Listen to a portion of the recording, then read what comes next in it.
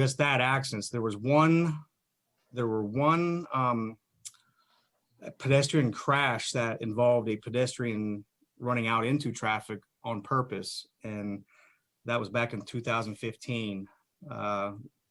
We had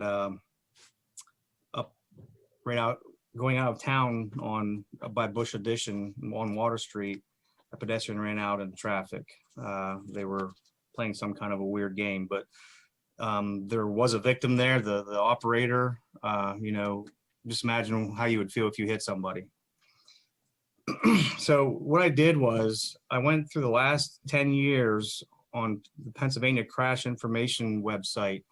This is a public website where anyone can obtain access to. Just type in Google search PEN.crash information, and it takes you a while to learn how to navigate it, but you can pull up almost any statistic from any borough, state, city, township that's in the Commonwealth, and it's pretty resourceful.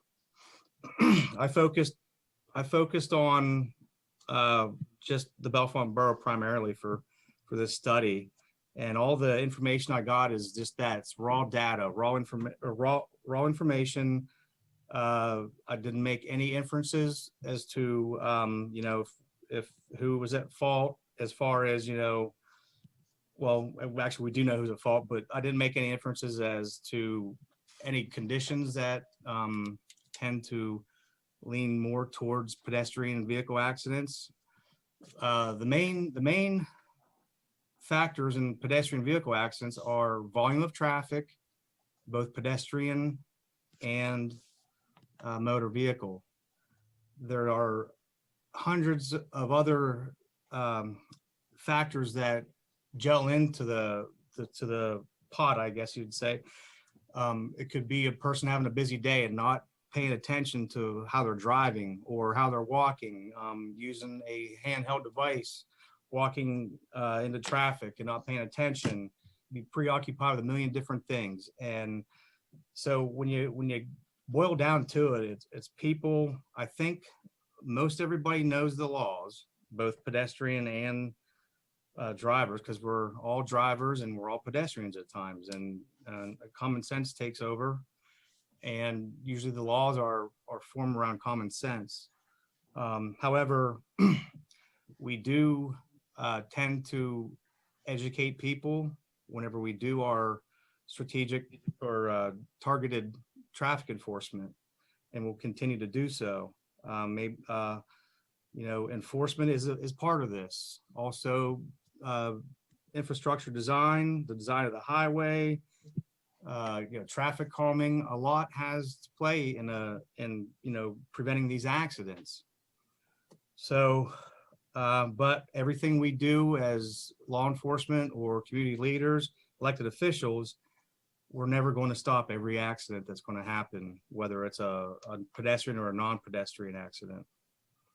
So if you can see on the first page there is a breakdown of the accidents that in the description, which is the second column, or the second in the middle of the page. Sean, yes. Can you show this as a slideshow rather than this screen? That way it'll make your page easier to read. Don, can you do that?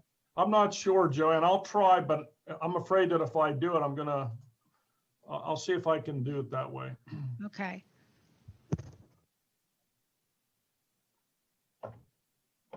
Okay. All right. So from a 10-year period, and we only have data to 2019. PennDOT doesn't have it to 2020 yet. We had 28 out of 281 crashes. 28 of those involved pedestrians. Okay. And then you can go down, and by year, you can see how many we had in 2010 and so forth. And then the injuries and fatalities. The fatality is not included in that one because that was a 2020 accident. It's not included. Does anybody have any questions over any of the information on that chart? Okay, so Dawn, go ahead and switch it to the, yep, there we go. You can tell there's a map of the borough, and you can see the clusters where majority of these accidents are happening, right in the small T area. We have a few that pop out on Bishop Street, closer to the high school. And obviously, I think there's a lot more pedestrian traffic in that area because of the high school. And a few down by Water Street, High and Water. Now, some interesting numbers I want to give to you, and I just pulled these up today from PennDOT. Now, so we have several state highways coming through the borough. Okay, I don't list them as state routes, so I list them as High Street, Bishop Street, Water Street, Mill Street, Howard Street, East Howard, North Thomas Street, the one way, and Airport Road. Okay. Now PennDOT did a vehicle study years and years ago, about 10 years ago, the last time they did one that I know of. And I couldn't get all the information from that because they're working remotely, and I couldn't get it was an actual speed study. I couldn't get the speeds because the individual would have had to go into the office and get them, but he only had access to this information. So we have the daily average of vehicles traveled on every one of those streets I just mentioned. So we'll take High Street, for instance. So the daily average of vehicles that travel on High Street is 3,576. Okay. That's the daily average. Bishop Street was 6,877. And what she said, that's pretty normal for a town of our size.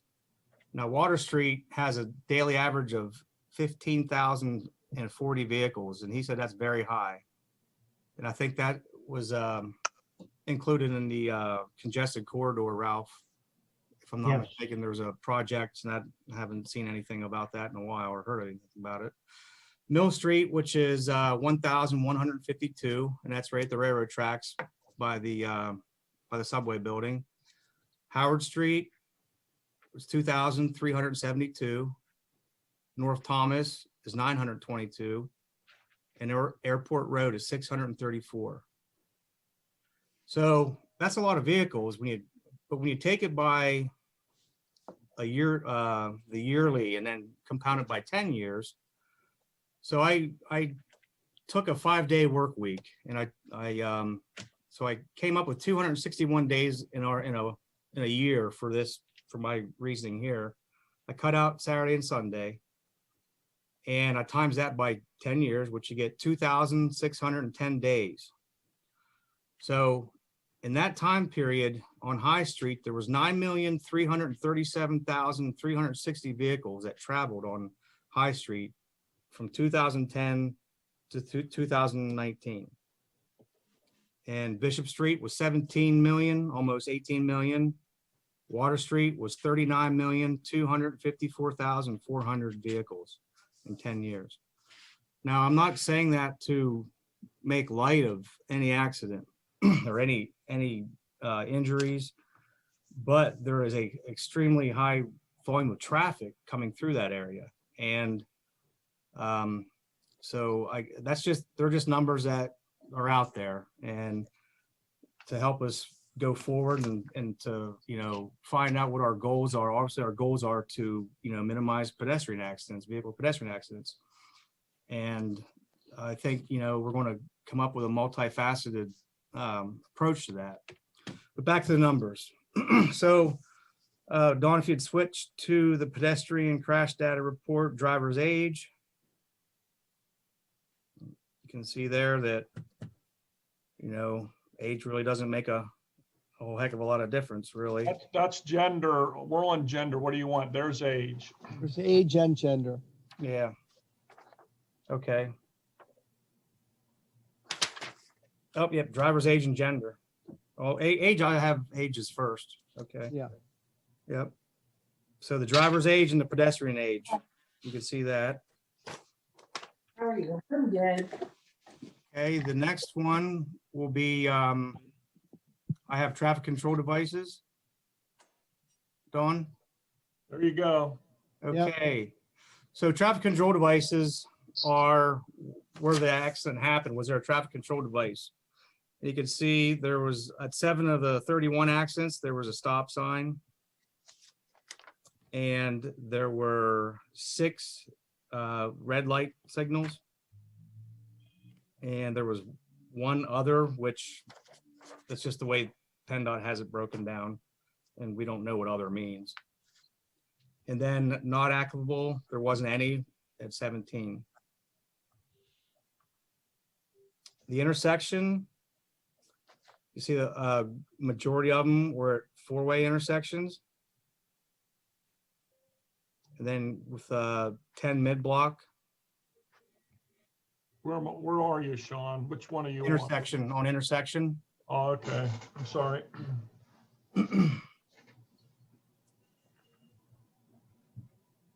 And 3 were at a T intersection. I think that's the next slide. 4 were at a Y intersection.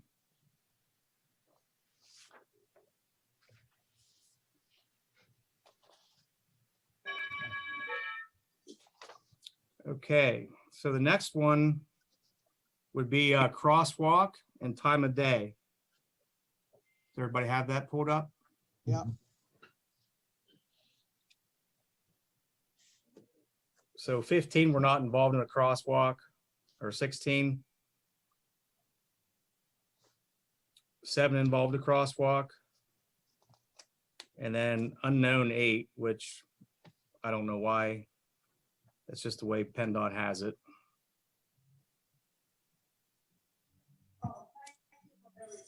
Time of day, you can see it's, 13 in the dark and 18 in the day.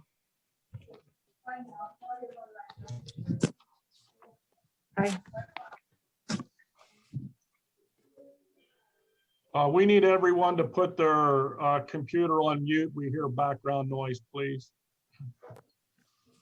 Okay, so the next slide will be the street and movement, Dawn.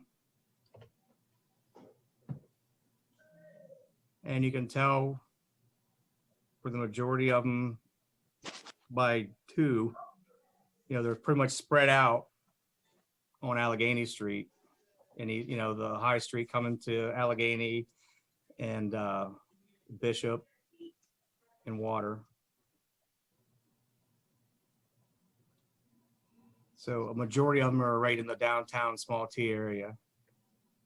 So when we move to movement, that's what the vehicle was doing prior to the accident or at impact. So 11 were making a left turn, 2 were backing, 15 were going straight, 1 was making a right turn, and 1 was unknown.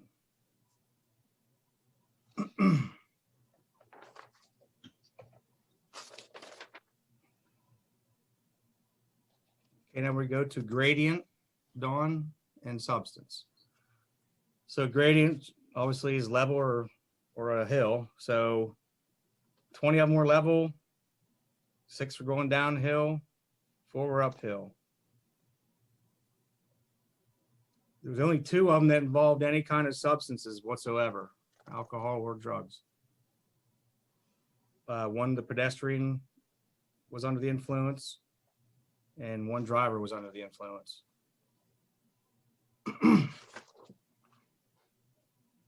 Next one will go to clothing. 12 pedestrians were wearing light colored clothing and 12 were wearing dark. Again, 9 were unknown. The fault, the big one, that's pretty even. 16 driver, 15 pedestrian.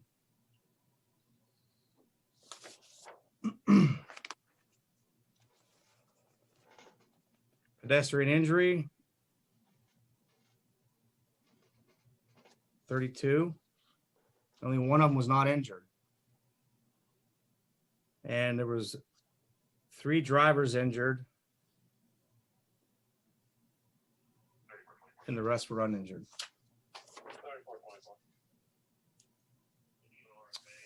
And then we go to the last one, which was a or not the last one.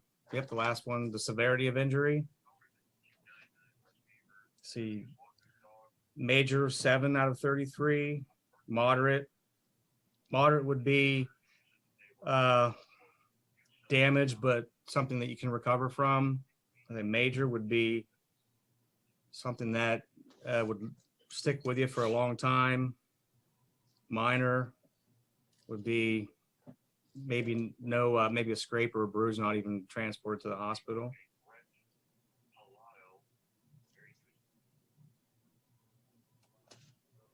And again, we have that unknown number, which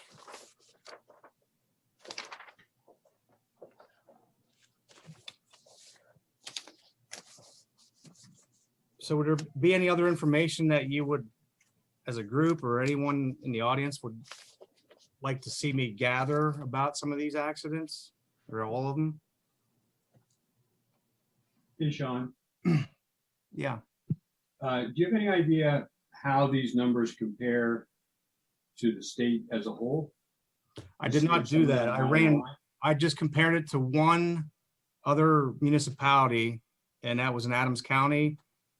And I just picked it out because I've been there, and Doug Johnson has talked about is Gettysburg. And I just briefly looked at, they had 41 in that same period of time, they had 41 pedestrian crashes.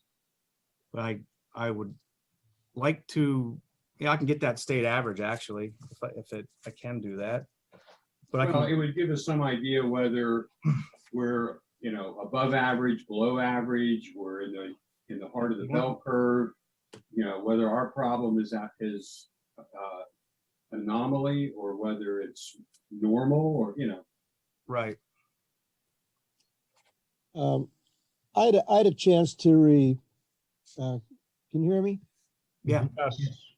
I had a chance to review this data earlier in the week, and as you may have seen just with this quick presentation, it's spread out pretty far, but there's two main spots, obviously, the Diamond and down at Veterans Bridge area. Those are the two most difficult spots, and I think we're all aware of that. The rest of it is spread out across the town, and it's one incident here, one incident there, and so on. But I think that our effort really needs to concentrate on those two crosswalks primarily, at least in the beginning, to try to mitigate some of the challenges that pedestrians have crossing in those areas. Sean, we had a letter in the packet from a resident, and I'm gonna read his question because it's relevant to you, and this might be a good spot to bring it up. The person says, I do have one formal question that I would ask you to consider including in the formal meeting. Could you please clarify what the laws governing pedestrian crosswalks do require of motorists and of pedestrians? I believe I speak for many when I state that it is somewhat confusing part of the law, but in the interest of setting clear public expectations and as a basis for stronger enforcement, I believe that a simple how to cross the street and when do I have to stop presentation would be worthwhile educational effort for all. Yep. And then I could put one on our website. The PennDOT offers one of those. It's a very simple 4-minute video, and I'll see if there's any kind of way that I can put that on our Facebook page and the borough website. I mean, I could go over the laws right now, but there is, if you go on Google or YouTube, type in PennDOT and PA pedestrian laws. It's a pretty entertaining 4-minute video, and I'll see if I can get that put up on our website. So I can sit here and tell you exactly what the law is, and where you can and can't technically jaywalk in town. So everyone's clear. The pedestrian has just as much on them to make sure they're crossing legally. A pedestrian cannot, if you're standing on a sidewalk, say you're at Conference Jewelers, and you want to cross over to the Diamond Deli. Okay, you can stand along that all day long, and if traffic is moving continuously through there, you cannot step off of the sidewalk and expect them to stop. You have to wait for a break in traffic, look left and right, make sure no one is coming and no vehicles are coming, and step out into the traffic. Once you're in that crosswalk legally, I don't care if you're 1 foot into it or 5 foot into it or almost across and you're 5 foot away from the curb, no traffic can enter that crosswalk, eastbound, westbound, no matter which way you're coming, okay? The pedestrian legally owns that roadway at that time. When a pedestrian is crossing mid-block, which is allowed, there's only one place in town that you're not allowed to cross mid-block, and that is from Spring and High to Water and High, because that's controlled by 2 traffic control devices. Now, do people do it? I'm sure, because there's a lot of businesses down there where people are going back and forth mid-block. However, if you are crossing mid-block in a legal spot anywhere else in town, if a vehicle has to slow down, put its brakes on, and let you pass, the pedestrian can be cited for impeding the flow of traffic. So. Thank you, Sean. I think that was a good explanation. I have one comment to support the mayor's. The pedestrian crosswalk or We the asked, lights- Mike, Yeah. I asked that comments from the public before council, if that's okay. Okay, no problem.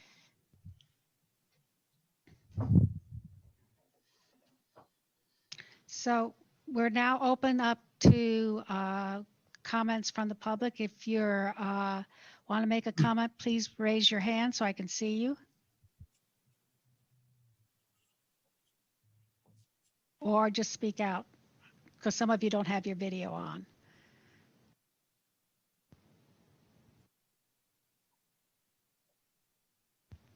All right, there you have it. Like, Okay. comment? We're all on one screen. Am I correct, Don? I believe we are, Joanne. Okay. If someone is trying to speak and you're not hearing anything, check your mute. We did mute a lot of you when we heard some noise in the background. So if you're trying to speak, please unmute yourself.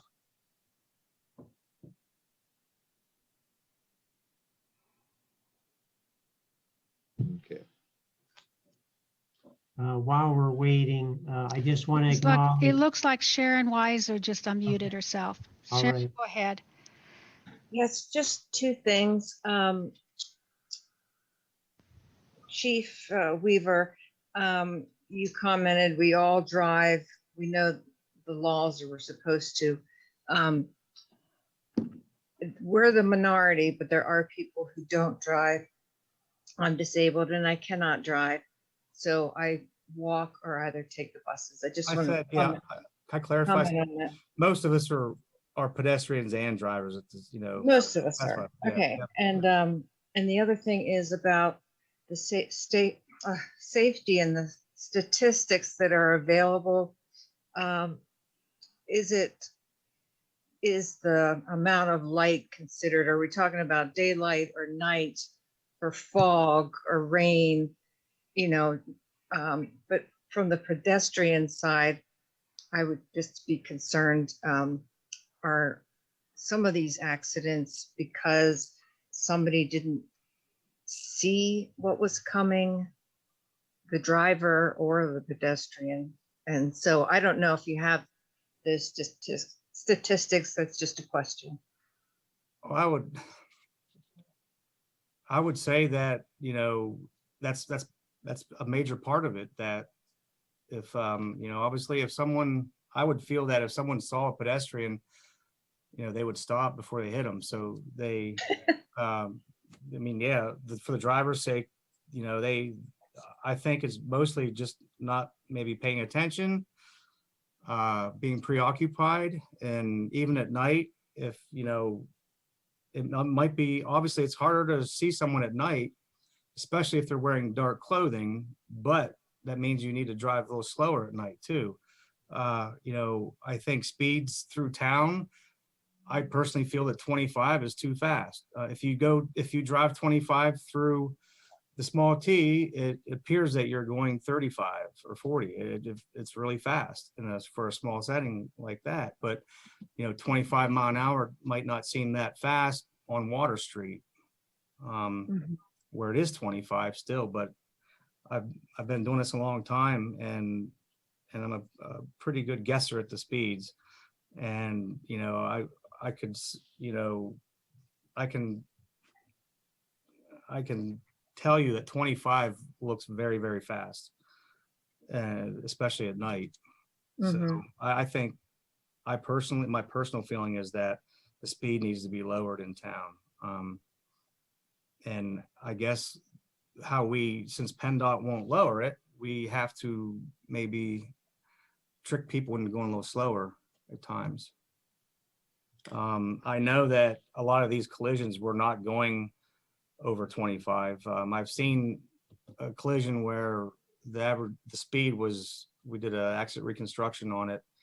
The speed was 30 miles an hour, and the two little girls got hit. It was in front of the Burger King one night, and they both were thrown out of their shoes up over the car. And that was just, you know, at 30 miles an hour. So when you have a 25 mile an hour impact, you're basically, it's not good for the body. So we're very fortunate in that they were lower speed accidents. Thank you. But to answer your question, Sharon, Yes. you know, I know, and, you know, personally know that in one of the accidents that I was at, the pedestrian was not paying attention, not in a crosswalk, or even when you're in that crosswalk, you still need to pay attention. I mean, Yes. you need to have your head on a swivel. Every time I cross in town, uniform or not, my head's on a swivel. Yeah. I'm not taking any chances. Thank you. You're welcome.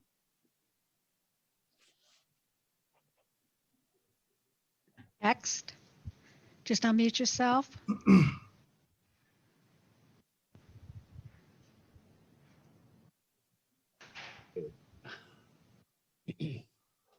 Looks like you're up, Mike.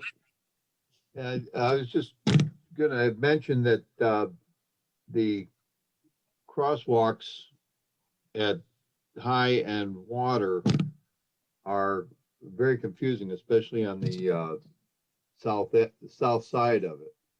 And I've seen people stand there through a couple of lights waiting for their pedestrian signs to come on. So I know that there's a lot of confusion down there when people are trying to cross. Yeah, they need to wait for that's where you're going to get a higher speed, I would say a higher speed collision or crash. That's one where I always wait for that light. I mean, I don't care if I have to wait 2 or 3 times, you know, I would wait. The point is, the light doesn't come on. I think PennDOT, I've complained about this before, and they haven't really addressed it. That light doesn't work, or doesn't work properly. Let me clarify that, because I'm not sure that's accurate. The light works. I think we talked to PennDOT about this, what, a year, maybe year and a half ago. And they did adjust the timing because motorists were complaining. They were sitting at all 4 intersections at a stop, waiting for the pedestrian signal to change, which had all the lights red. Right. And the problem was people would push the button and then run across the street without waiting for the light to change. They saw an opening and they went across the street. So the light doesn't know that you already crossed the street. So What they did is lower the timing, and really it's been probably like that for a year and a half. Ralph, So when I cross at that intersection a lot, and I absolutely refuse to cross on the south side because that light does not work properly. I'll cross on the north side because it works every time. Mike, I agree with you. I cross there a lot too. I cross the street up by Spring Street, so I don't have to cross on the south side when I get down there, because the south one there by the dance studio, that takes forever and you'll never get across. I mean, it's almost like when the opening's there, you got to go. I'm not advocating that. I'm just saying that if you don't want to stand there half the day, you better go. Pedestrian light doesn't light up. No, it doesn't. Okay. well, honestly, since the last time, and we can check the minutes, probably a year and a half ago, this was the first that I heard that the light does not work. Well, It may if have it been- works, It may have been a year and a half, but they still haven't fixed it. That's, again, Mike, this is the first that's been reported. If the light is not working, this is the first I've heard that a light is not working properly. So Mike, I think what he's saying is that a year and a half ago, it was the length of time for Yes. this changes. It was not whether the light was working or not. That's not what I reported when I made the complaint, I don't know how long ago. I And just I sent know I've Sergeant made it, Brower. and I know I've made it several times. Okay, I just sent Sergeant Brower down there as we speak. He's going to go check it out right now. So what I'd like from the public, if possible, the Streets Committee is working on looking at a complete streets design program. And one of the things we were hoping to receive this evening from the public is your ideas of how you think it might be able to improve pedestrian traffic interactions in the borough. So if you have any ideas, please speak up. Bryce, you gave some nice ideas in your letter. I thank you for that. Hey, this is Bryce. Thank you for that. And thank you, Don, for asking the question. I don't really have anything to add, but thank you.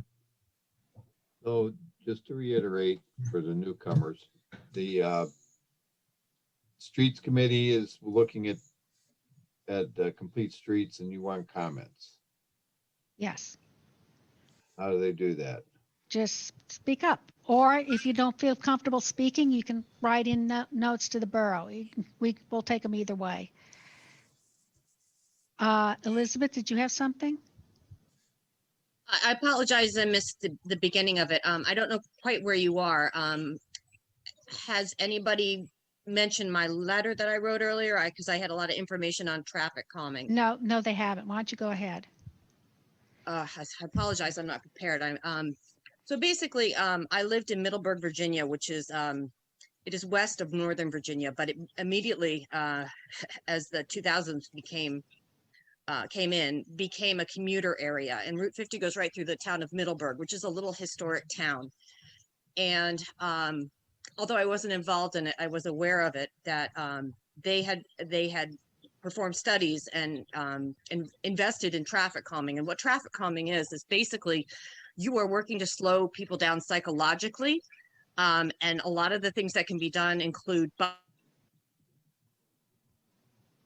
outs. So number one, you're narrowing the visual width of a street. And when we had they weren't done for that, but there's drainage bump outs near the library. If you know those corners where they kind of stick out, traffic calming ones would go a little bit farther and narrow the walkway, because number one, the walking pedestrians can get across better. And also it's a visual narrowing. The other things with traffic calming is creating visual things that slow people down. So right now we have gone from ladder or piano keys walkways to 2 lines, which are not enough of a visual representation to slow people down, and as we've seen. So first thing to do is get those lines back, get the ladder or the keyboards put in there because they are a visual thing that really slows people down because it's much more visual impact.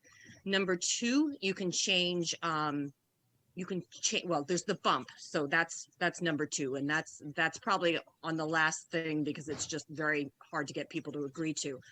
But number three is you change pavement types. So an embossed brick, an embossed stone, or something that visually creates a barrier this way, whereas people are coming through town and they are just barreling through town. They're barreling around that right-hand corner, coming from Allegheny and turning right and going down High Street. And that's where we've had a lot of problems. I've almost been hit a number of times crossing at the Diamond, but also in other parts of town. People just do not want to stop. So I think this is of utmost importance that this gets done. And I'll be happy to, join anything I can to help. Elizabeth, if I could just comment, the bump outs aren't drainage bump outs. They're on Howard and Allegheny and Pike. They were actually designed as bump outs for pedestrians. Were they? Okay. When we did the streetscape project back in 2010. So okay. At the time, there was a lot of, I would say, complaints from people that we created the bump outs, not knowing, that they were designed for safety. But turns out that I think over the last 20 years or 10 years at least, they've become more popular everywhere else. And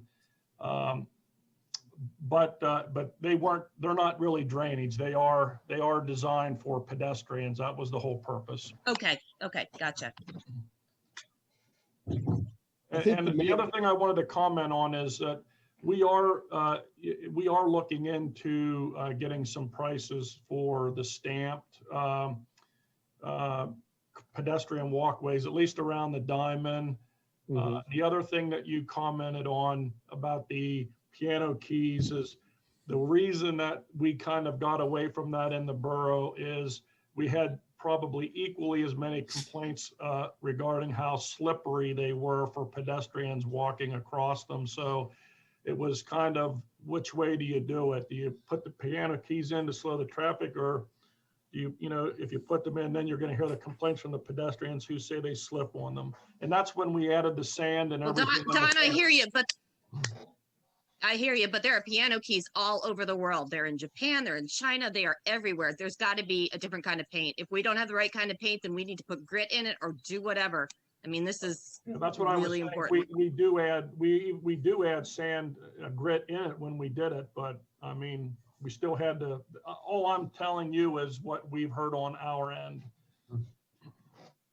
Okay. The other thing would be the maintenance of the lines, because even just the basic lines in many places throughout town are not there. They've worn away. I know when I said something about it before, the lines got painted at the Diamond, but they're faded, they're gone, they're worn out. It's not upkept. So I don't know whose job that is to enforce that, but I heard we have a new code person, so hopefully they can help with that. All right. Let me chime in and get caught up here.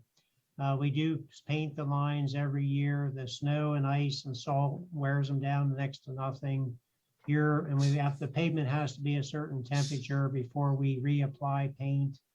We usually do that in May and early June, so that'll be redone. And what's the temperature? I don't have that. Our Public Works Department does, but it has to be fairly warm for the paint to stick and hold up. We have done it when it's cold, but then the paint doesn't stick. Let me just say, on behalf of the Streets Committee of Council, last year after the pedestrian accident where there was a fatality involved, we started meeting with, it's called PennDOT's Local Technical Assistance Program. It's called LTAP, or the acronym, where they give technical assistance to municipalities. We looked at the Diamond as well as a number of other intersections in the borough. And then we followed up this year again after another pedestrian accident we became aware of.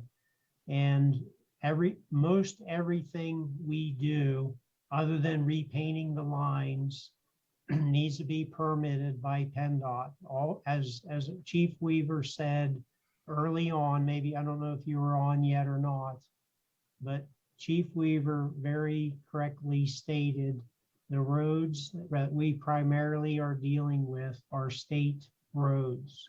So everything we do that is a change has to be approved by PennDOT.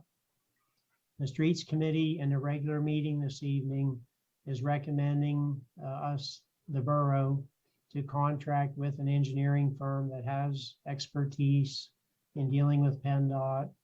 And then we will be on our way to making some permitted, approved changes as soon as possible.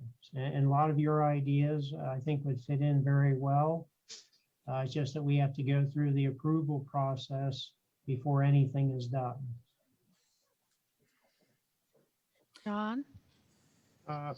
Elizabeth, to the points you've made, I know a number of the members on the Streets Committee are currently going through the Complete Streets program. And traffic calming is a big part of that. I don't know if they have the current curriculum outline, but I know that that program used to go through the available options, and it would talk about the environmental impacts of the weather, not environmental, the weather issues we deal with in Pennsylvania that impact some of those choices that you're discussing. And they are good choices, depending on the area you're in. That maybe if that packet is available, some of the members, the current members of the Streets Committee could share that with you at this time. I don't, do you Great. have that? I mean, I wasn't involved with it. I was just aware of it and I just thought it would be valid here. Oh, and it's a great idea. I mean, traffic calming is a big part of the Complete Streets program that PennDOT is promoting for our communities. So you're right on top of the subject. It's just, as Ralph says, what PennDOT will let us do in Pennsylvania on their highways. So I compliment you on being aware of the topic.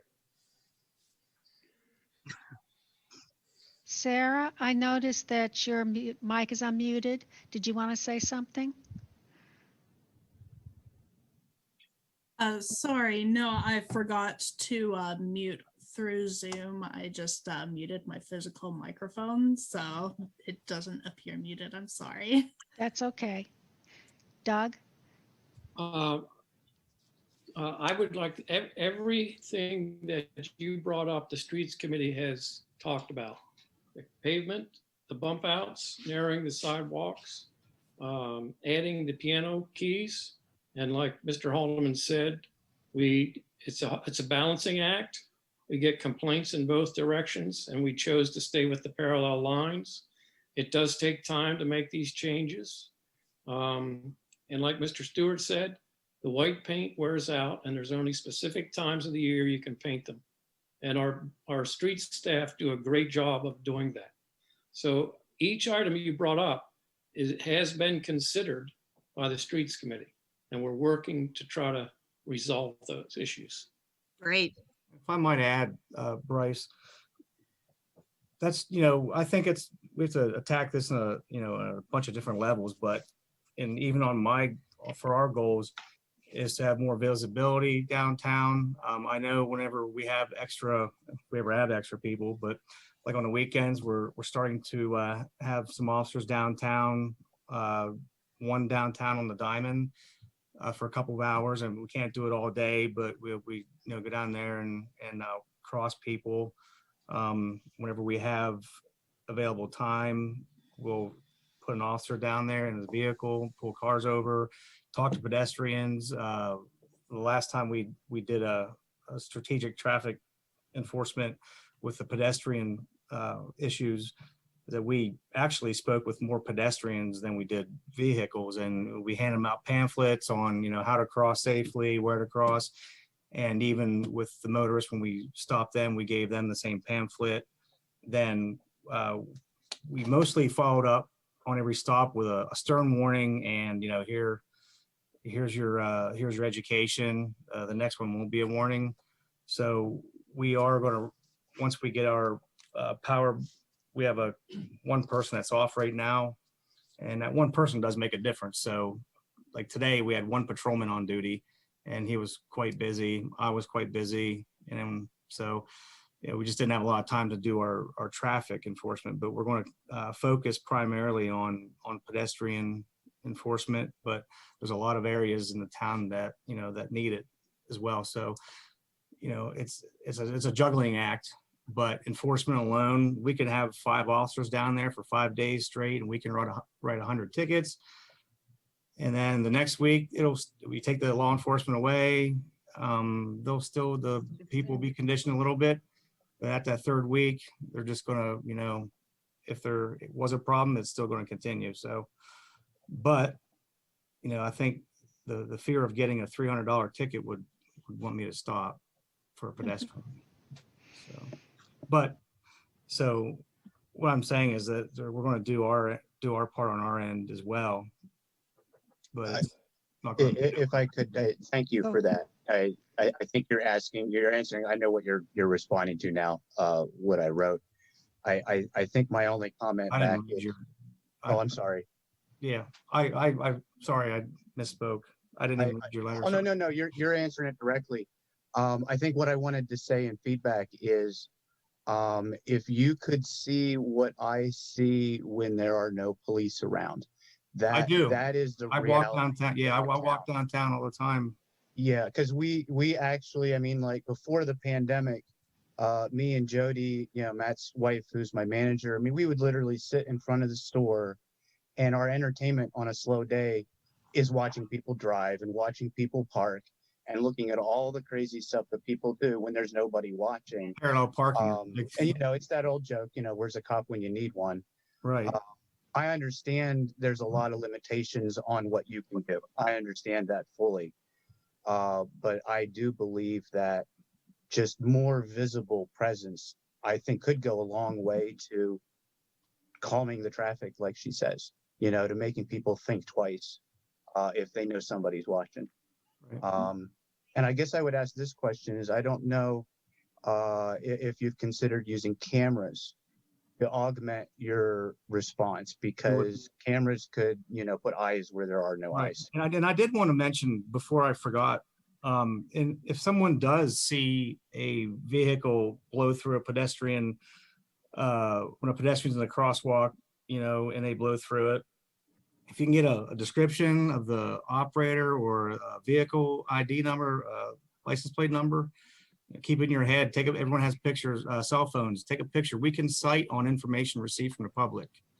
So as long as we have someone there that can testify as to who the driver was, we'll be glad to cite on information received. Okay, good to know. But yeah, the cameras. I know a lot of cities rely solely on cameras, and they'll send you a ticket in the mail. So. They're out there. I'm pretty sure they're expensive. Randy? Sitting on the streets committee, I just want to kind of blend some things together here. We're looking at crossing streets. That's our main thing. And what we're trying to do is put together a 2-step program. We want to do something in short term. And this is basically going to be an idea that our engineers will be looking at. It'll be basically a painted line from one crosswalk to the next. Like if you're making a right turn, that line is going to carry around that turn to the next crosswalk. There'll be delineators put in, and that'll be the purpose of maybe moving those bump outs out farther. If things go well, if the plan goes well, we'll see what the study tells us. And then perhaps then at that point, maybe some of the delineators may stay, but we bump it out a little bit. And that's all for the purpose of calming the traffic down and making them make a wider turn before they hit the pedestrian crosswalk. And that's something that we're hoping, and we're really phasing this at the diamond area, the 5 crosswalks, actually 6 crosswalks that are in there. And, you know, the other streets, if they belong to PennDOT, then we're going to have to, I don't know if I'll do the same study, but maybe we can use that information to continue that at one of those other streets. Cost, the money, we need to make sure we have the money. And I think we do have some that comes from our liquid fuels that we'll be able to spend this money to, get the temporary stuff done quickly, but then work on our long-term plan with complete streets, which is longer than basically we want to get the crosswalks and the pedestrian areas safe. And then as we move, then we move into the other phase of that with the complete street program, because complete streets is basically a marrying of vehicle traffic, pedestrian traffic, and bicycle traffic. And I think there might be one more. Don't remember what it is, but trying to marry all those together in the same space. And it's going to be, from what we've seen so far, it's difficult in Bellfont because nothing's the same. Everything's got a different aspect to it. So my interest is the short term and getting these areas safe. I have gone downtown myself and just kind of walk around similar to what the chief does. And I have been in the middle of a crosswalk with a car that had pulled off from Bishop Street, never stopped. I stopped where I was standing in front of a pedestrian sign that's in the middle of the street. And I stopped there and they just blew by me. They didn't even see me till I yelled at them. And I don't mind yelling. I don't mind being the old guy in the corner yelling at people going by. So I do it quite well. So anyway, I think we are working as hard as we can to get this moving as fast as we can. It is frustrating that some things take this long, but once we get the study done, which I think we were talking over a couple of weeks, and then getting it to PennDOT, which we're not sure how long that is. We're told by the engineer we've been speaking to that it can all be done online, and they say it's a quick process. So I guess it depends on what your expectation of quick is.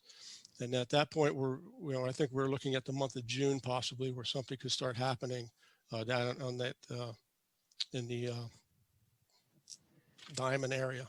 Sorry, I had a little cramp in my leg, and try to get that fixed, and then see how it's going to work for the other streets. Because it has to continue. It can't stop at the diamond. It has to go to all the streets.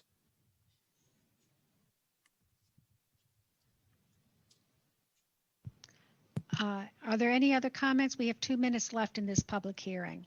So the other thing I want to just add in there real quick is we are including our planning committee in this process as well. They will help us with the long-term working directly with the engineer as we move this forward. Joanne? Yes, go ahead. I had, about 10 minutes ago, I dispatched Officer Brower down to the High and Water Bridge to address Mr. Prendergast. He wants to go ahead and give you the results. Evening, members. How are we doing? Good. So real briefly, I'll just give you, I went down to check that intersection because I know the mayor and Mr. Prendergast had some concerns. From the dance studio side of the street, from the Tyler Ram Park, walking across to the dance studio, I cycled the light twice. One time it made me wait 7 seconds before I got a walk signal. One time it made me wait 15 seconds for a walk signal. That's a 10-second time to cross the street. From the dance studio back to the park from that side, it made me wait 42 seconds one time and 1 minute and 19 seconds the second time. So it's a much longer time frame to get from the dance studio side down to the park for some reason. I'm not sure why. That's exactly right. That's exactly right. So it did work. It gave me a walk signal, but it made me wait. It was a fairly lengthy wait from the dance studio down the other direction. Just so you know, it did work. It was just a long wait. Okay. Sarge, quick question for you. Exactly working correctly.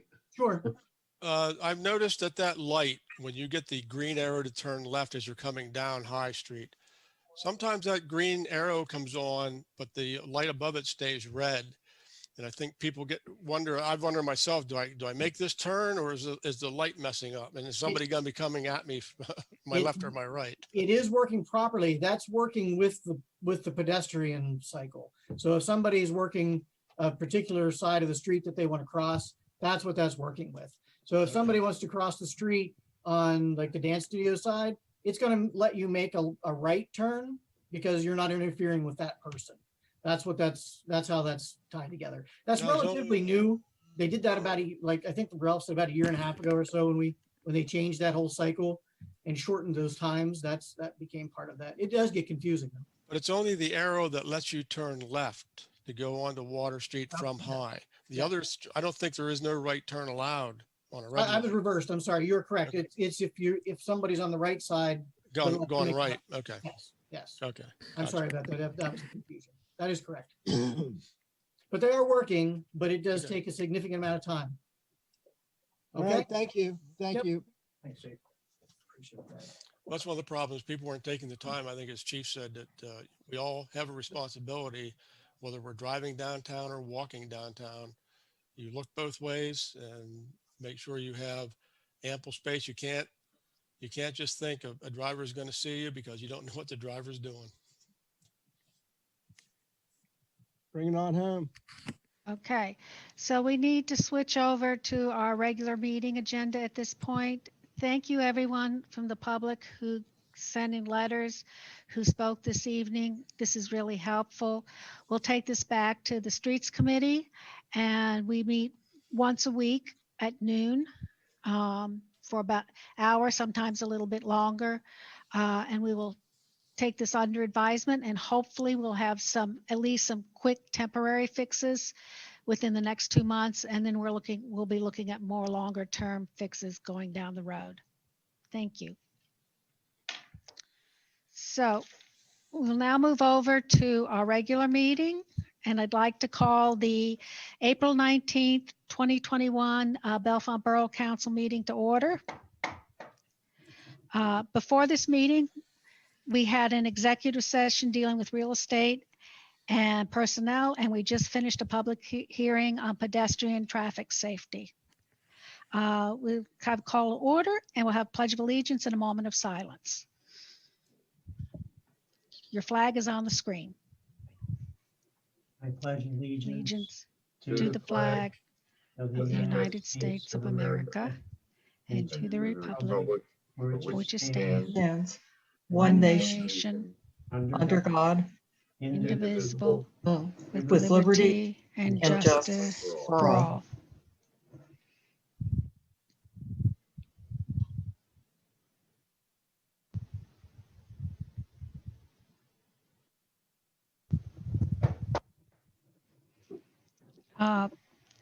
First item on the agenda is the swearing in of Mary Abbott as our new council member. Tom?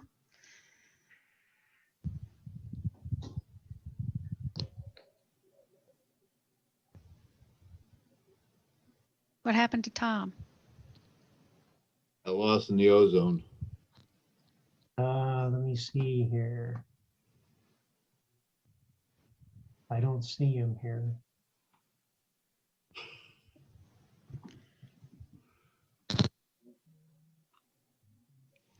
He's the only one that can do the swearing in. Am I not correct?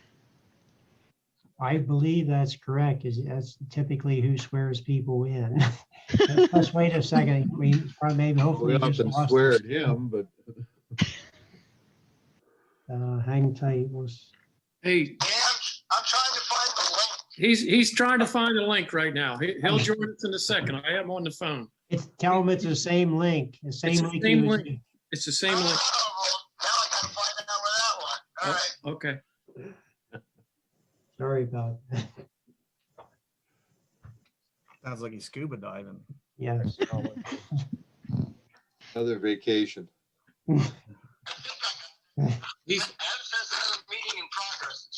Yeah. Click on it, whatever. Click on that.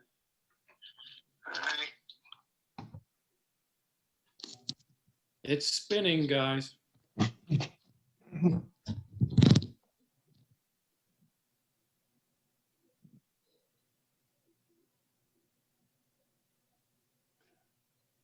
Technology, ain't it wonderful? Yes.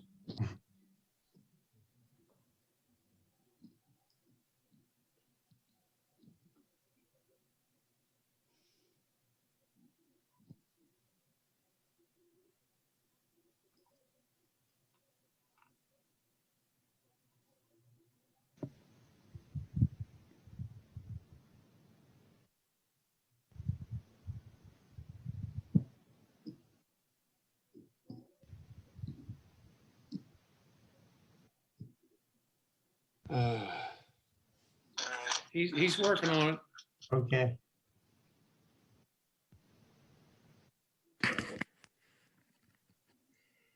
And I was hoping for a short meeting. There you go. You jinxed it right at the top.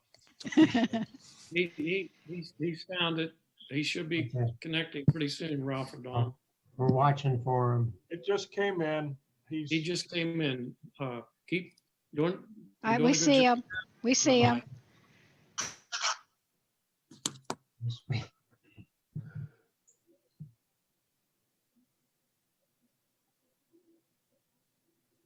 Okay, Tom, it's your to take it away with the swearing in once you got your audio working.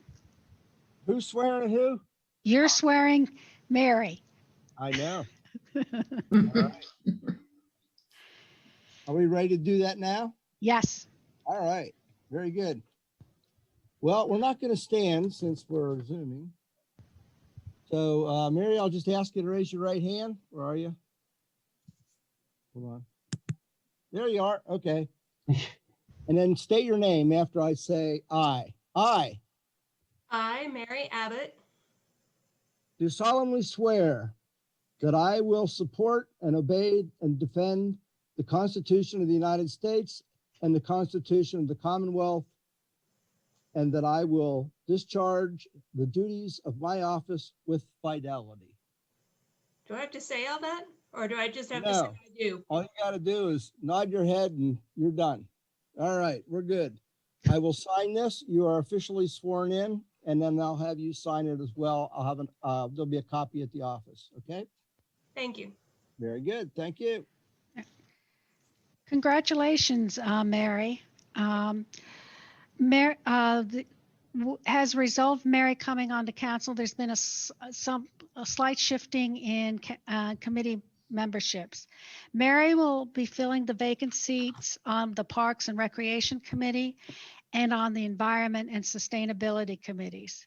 She will also be chairing the Streets Committee, and Deb Clayton, who formerly chaired that committee, because of her background in finance, will be moving off of the Streets Committee and will be moving over to chair the Finance Committee. All of the other appointments are remaining the same, so we have continuity from the past. At this point, I'd like to have a roll call now that we have a full council. Sure. Ms. Homboski, Present. Mr. Johnson, Present. Mr. Prendergast, Here. Ms. Tosti Vasey, I'm here. Ms. Walker, I'm here. Mr. Brackbill, Here. Ms. Clayton, Here. Ms. Abbott, Here. Mr. Eaton, Here. and Mayor Wilson. I'm virtually present. Good. First item on the agenda is approval of minutes. Do I have a motion and a second? So move, Brackbill. Second, Prendergast. Brackbill and Pendergast. Any changes? Seeing none? All in favor, please say aye. Aye. Aye. Okay. All opposed? Those signs? Okay, they're approved unanimously. Moving on to the consent agenda, do I have a motion to accept? I'll make that motion, Clayton. I'll And a second. Eaton, Clayton, and Eaton. Okay. All in favor, please say aye. Aye. Aye. Aye. All opposed? So moved. Next, we're going to move over to oral comments from the public. I know of 2 already, so I'm going to ask those in order that I received them, or that the account that Don received them. And then we'll open up to anybody else who wants to make comments. Like the public meeting, we're asking you to limit your comments to 3 minutes. The first one is from Chris Morelli. Hi, folks. Can you hear me okay? Yes. Yes. Excellent. I'll just read you my statement, and then you can ask me any questions if there are any. My name's Chris Morelli. I'm a resident of Spring Township.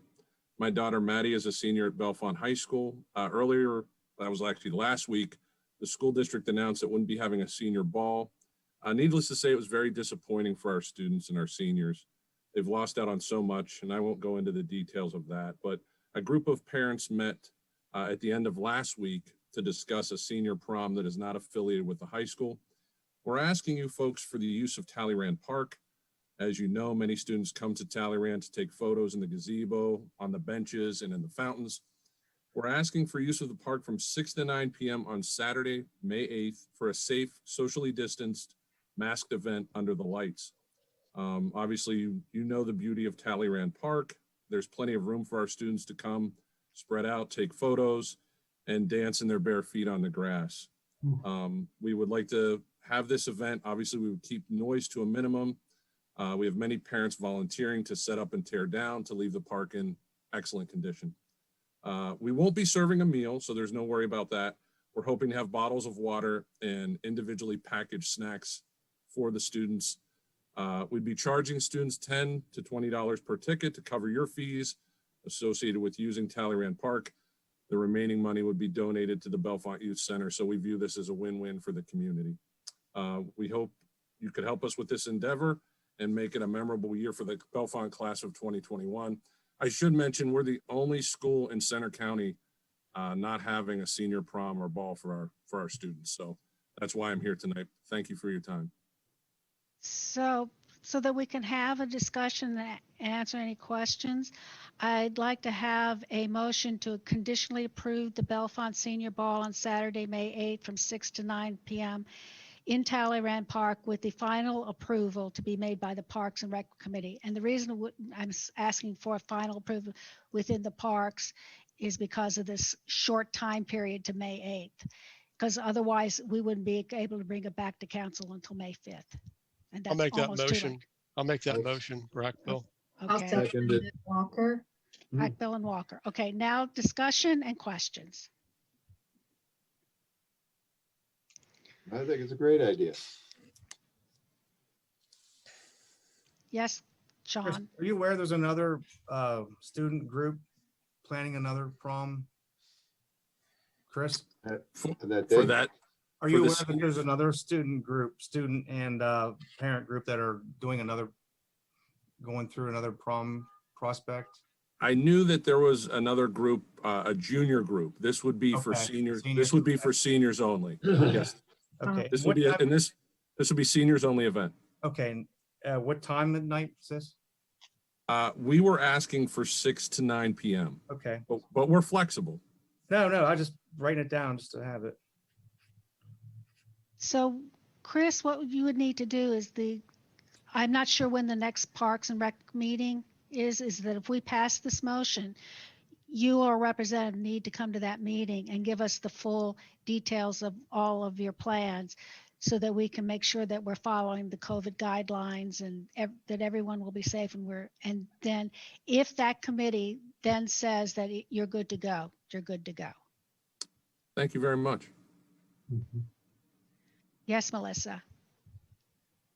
I do support the efforts of giving the seniors some send off, but I am worried about running contra to the school district's wishes, especially since we do need to have some sort of goodwill between the two groups. So that is my main concern. I wouldn't want to approve an event and then have it be like some sort of war between the two governing bodies. How would you find that out? I guess by talking to the powers that be at the school district. I suppose. Could I say one thing? So the school district has approved a day trip to Hershey Park for the seniors. They have approved a seniors only breakfast at Bald Eagle State Park. So I'm not quite sure, and I've tried to get answers as as a reporter, which to no avail. I've tried to get answers as to why the prom/ball would be any different than taking buses to Hershey Park or having a picnic in Bald Eagle State Park. In my mind, this would be a lot safer, and we have enough parent chaperones to monitor the situation and make sure that everybody's following safety protocol. Thank you. That's good information to have. Chris, Melissa is chair of the Parks and Rec Committee, so you'll be talking to her.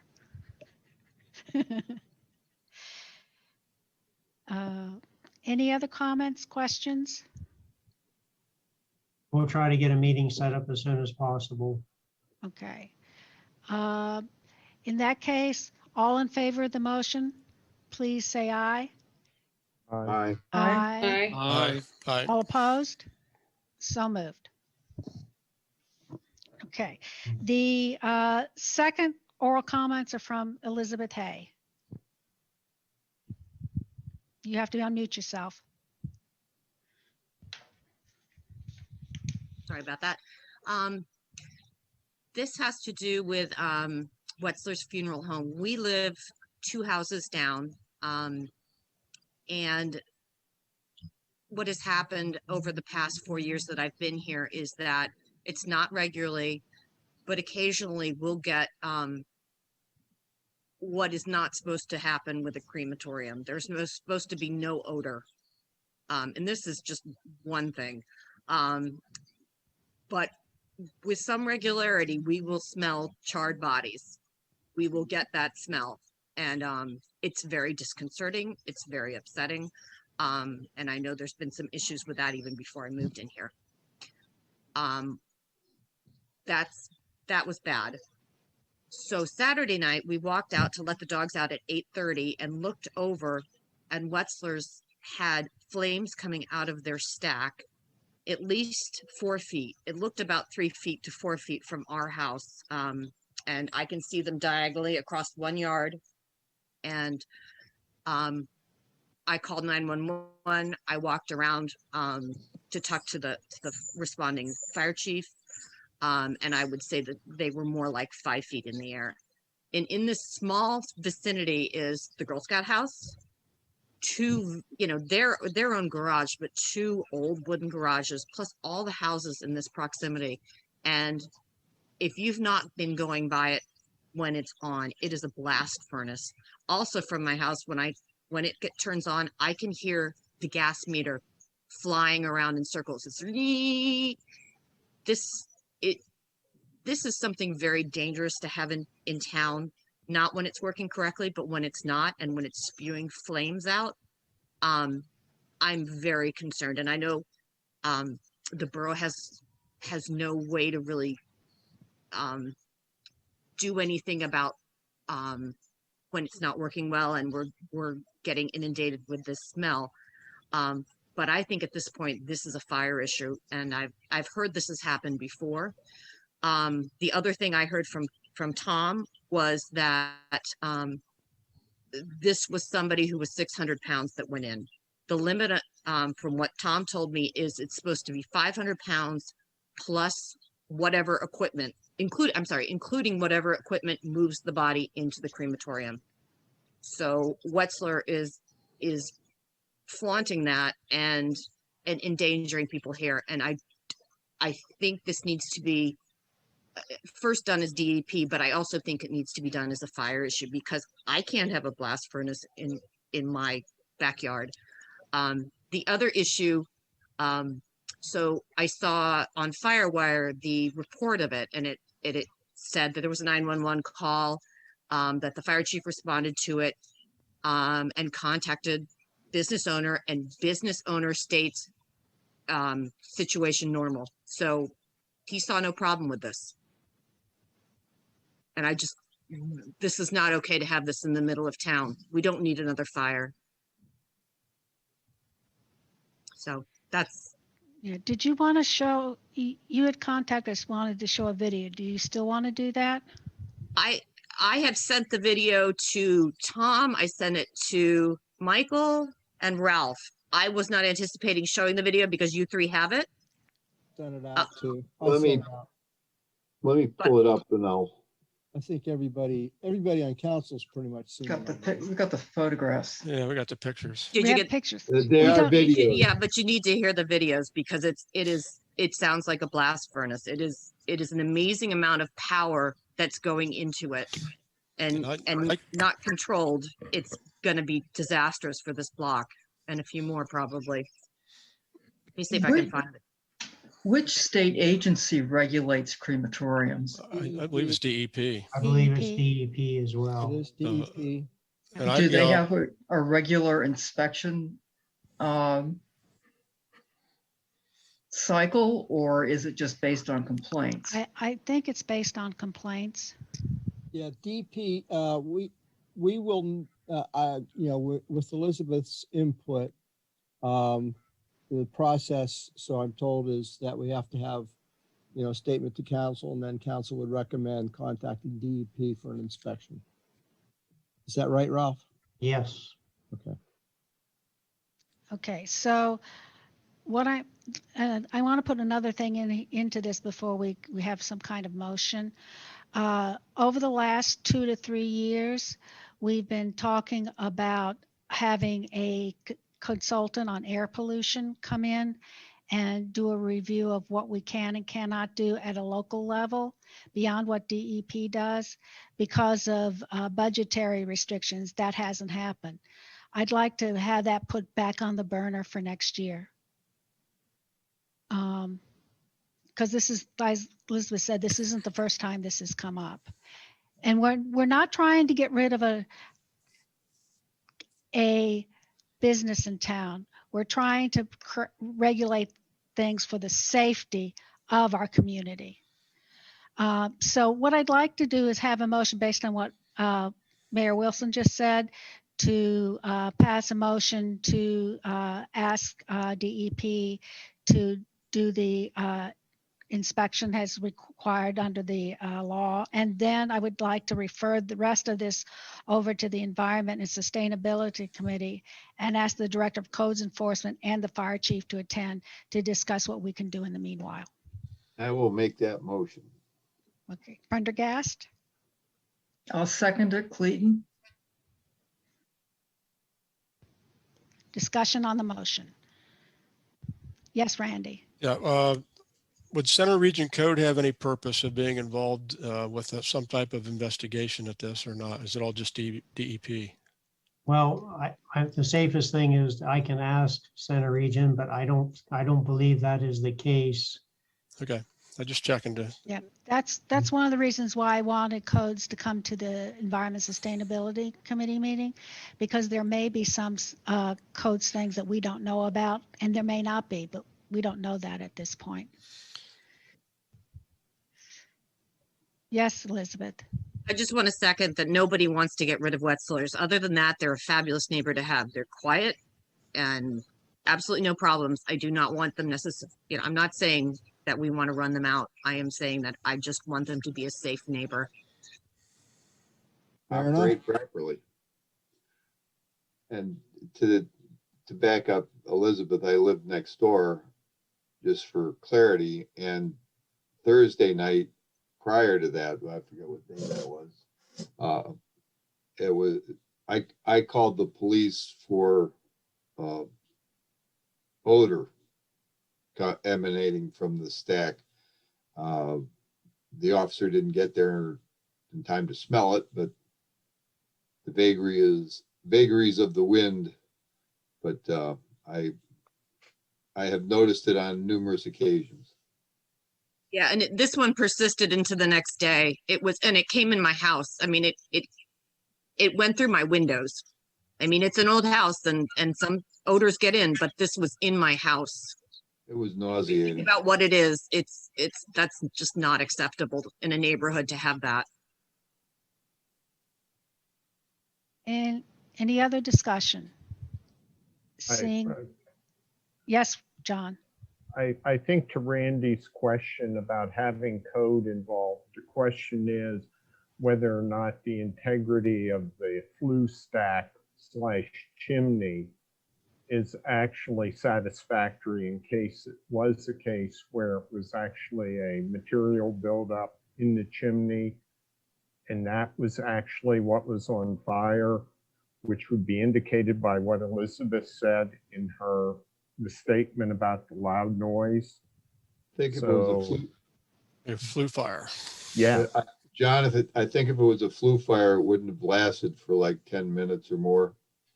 It all depends on how long they would have taken to shut off the air to it. Nobody came. Nobody shut off there. Wetzler did not come. He stated business as normal, and that was it. I don't know. When you say it was roaring, that typically. Ralph, if you could share the screen, I have the videos here. Yes, you can do it, Mike. You should have permission. Oh, here it is. When you have some 600 pounds in there with lots of fat, that's what happens. There's a picture of it. Mm-hmm. There's a video.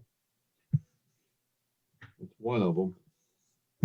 There's Yeah, three the of them. volume. From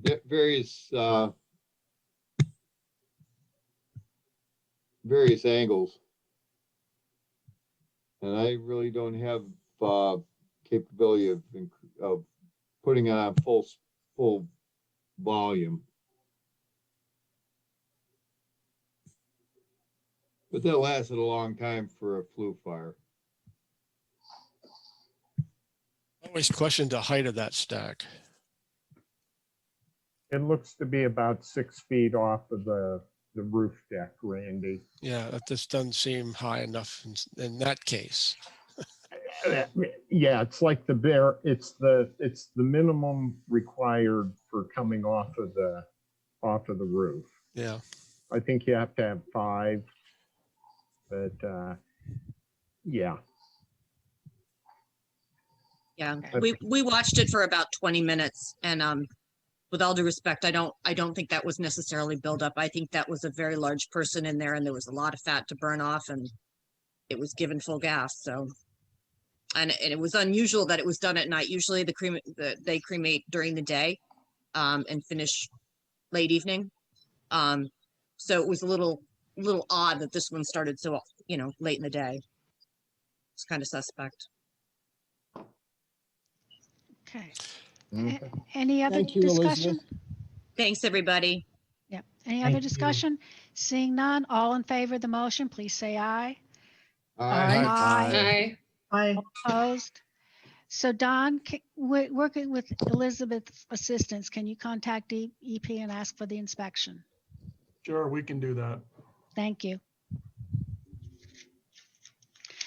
Are there any other public comments?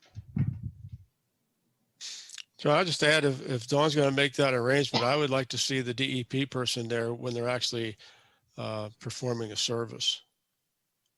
Excellent.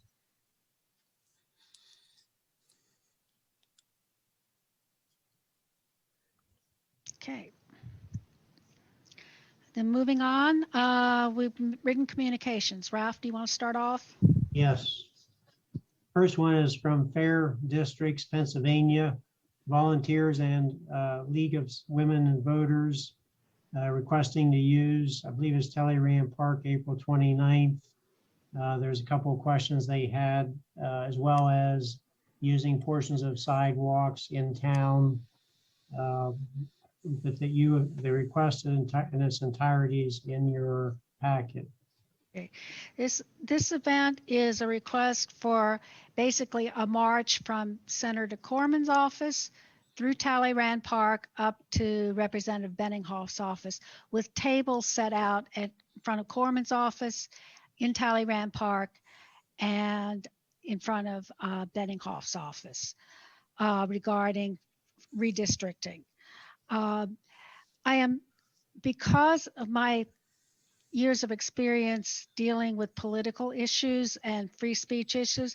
This is a request for a political statement to our local legislators.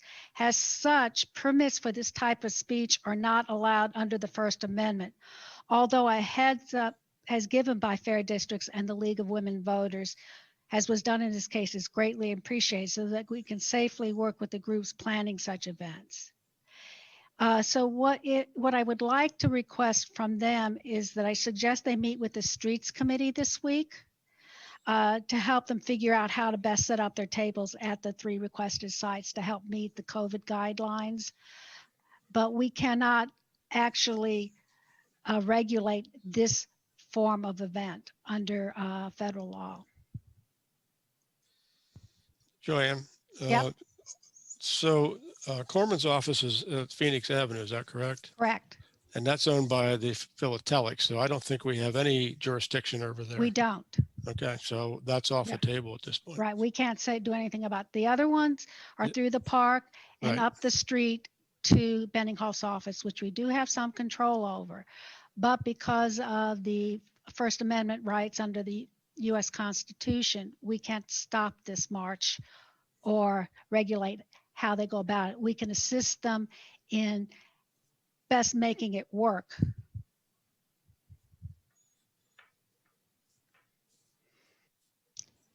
So do you have any other questions?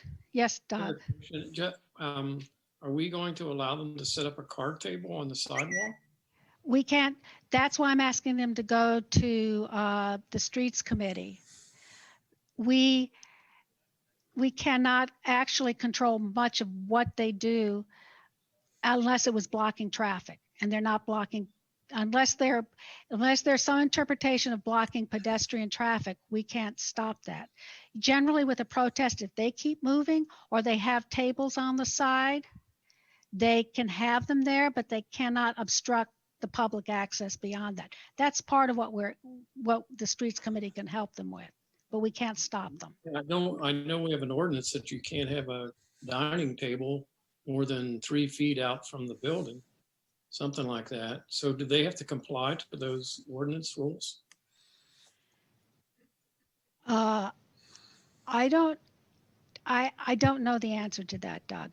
Okay. Don or Ralph, do you know? Well, they cannot block the sidewalk. They may be able to use a portion of it, but honestly, we don't usually regulate what happens on a sidewalk from a third party. The business, as Mr. Johnson is saying, the business that fronts the public sidewalk has a right to use, a certain amount because our ordinance says that, but they can't block pedestrians. And that question has come up from council members. But allowing a third party to come in and set up in front of your business or what have you, that's very delicate territory, whether we as the borough can say yes to that or no to that. It's just unclear to me where we stand in that, since we're not dealing with the business wanting to expand out into use the sidewalk portion that's in front of them. Okay, thank you. So, Ralph and Don, if you can ask them to come to the Streets Committee meeting this Thursday, we can work out some of these issues, and then the police will know what's going on, and they will have their heads up in advance so they know what can and can't be done. Will do. You. Thank you. Sure. Good to go. Yep. Next item is a concern with the CATA service. That's the Center Area Transportation Bus Service. As you know, the last year or so, it's been modified to mainly running the CATA Go type of bus. And there's, the author of the letter points the lack of the express bus service that used to be there, plus the regular bus services routes that used to be in place, and mentions, and I want to mention this too, there's a public hearing tomorrow evening through CATA. Of course, it's virtual, So tomorrow evening, April 20th at 6 p.m. If you go to catabus. I believe it's .com, that you can find more information, or just Google Catabus and look for their public hearing, which is again tomorrow evening, if you want to give input. But the letter is to council informing you of a problem. Ralph, has the CATA given us any notice that they're changing routes, and what will this do to the amount of money that we pay them? Right now, they said they are looking at the input from the public hearing. The indications are they do like the CATA bus. That's the CATA Go service. They're exploring or looking at getting input about the express service. But what I told the director is before any decisions are made, we want to meet with them, have council meet with CATA before any decisions are made. So I don't know the answers as to how it would impact our contributions or any of those questions. Mike? Thank you. Yeah, I read through that and there was another link that they're also changing the CATA Go, and it does not take people into campus anymore. No. So that would kind of screw everybody up with with commuting. Yes. So when I first heard somebody contacted me about it, and I told them, well, the CATA Go is great. It's very convenient, takes you right into campus, you can connect with the loop buses. But then I saw that other link and I found out that I was wrong. It's not going to be nearly as convenient as it currently is. So I would have some, if I was available, I would make some suggestions to them too. Well, again, I just want to make everybody aware tomorrow evening is the chance to give some input.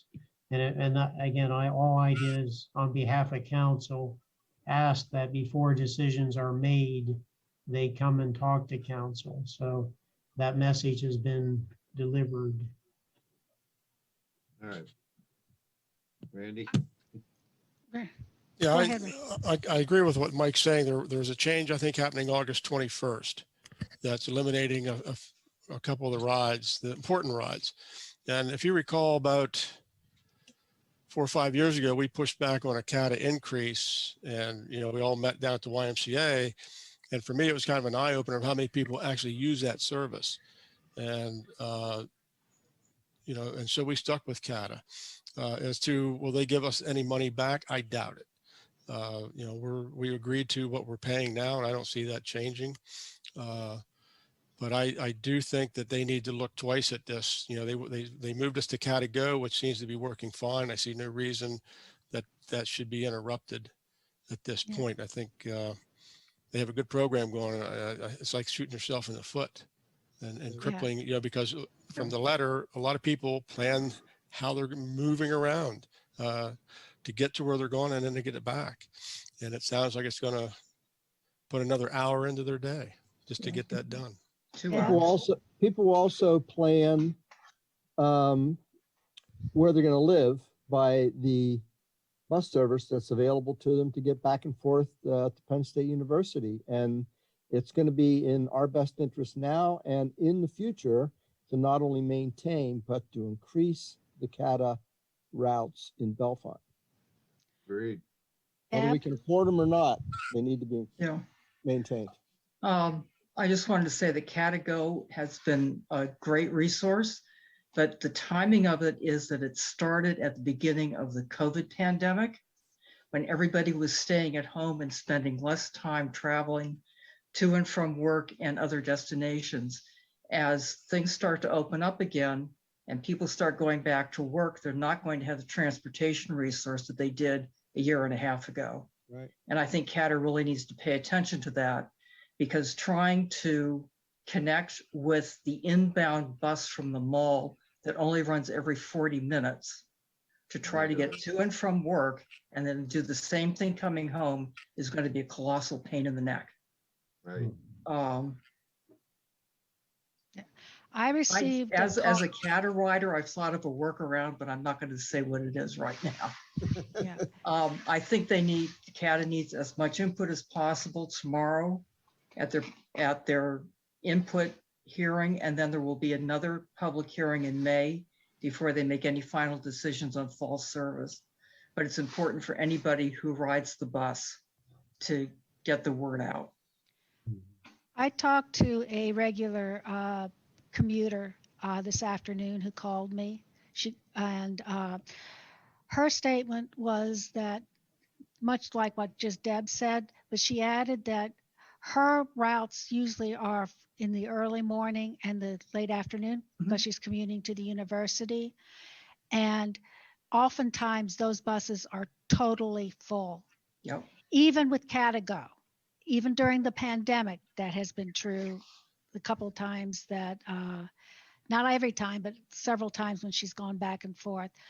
And she and I discussed maybe there could be some kind of compromise, at least initially, to make sure that those critical buses services continue and with the CATA-Go, and try to meet the needs and wants of both the people who like the door-to-door service and those who need the regular commuting service into the university.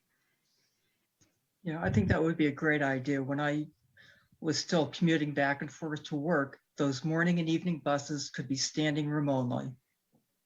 And that, even though that volume might be just 2 or 3 times a day, that need is there. And it's going to come back once the pandemic is over next week. The sooner the better. As things open up and people go back to work, that need is going to be there. Okay. Anything else on this topic? Okay, next, Ralph. Next one is a request from the Friday in the Font group, which is under Downtown Bellfont Incorporated. They're looking at requesting a street closure for May 28th. And it appears to be East High Street, which I believe is the uphill side from South Allegheny to Penn Street. They'd like that road closed at basically 4 p.m. Into the evening to about 9 p.m. And as part of the Friday in the Font events. I'd like to refer this to the Streets Committee. This FYI will not have to have PennDOT permission because this isn't a state road. And then we can bring it back because we still have time before the event on May 28th. We're gonna have to talk to Domino's about this because that's right in there. That's right in the middle of that. Yeah. And they have delivery guys that use that street. Then on Friday night, I'm sure they'll be using it pretty heavily. Are they using that side or the other side, the north side of the? I see them in both, Mike. They weren't supposed to be using the back side of that. It was always supposed to be out the front, but they do use it out back. But I think generally you'll see more of the delivery cars out front. I've seen 3, 4, it depends on what time it is. I meant the east side or the north side of High Street, the north side of the courthouse. The only thing in the letter is said South Allegheny, so I'm assuming that's the south side of High Street that goes up the hill, but we could clarify that. Yeah, that's part of what we need to find out at the Streets Committee.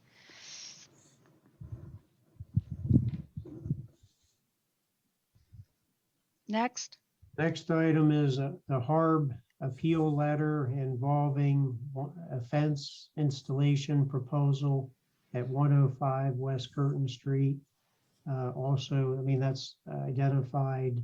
The denial of HARB is later on in the agenda, but I know we have the resident with us.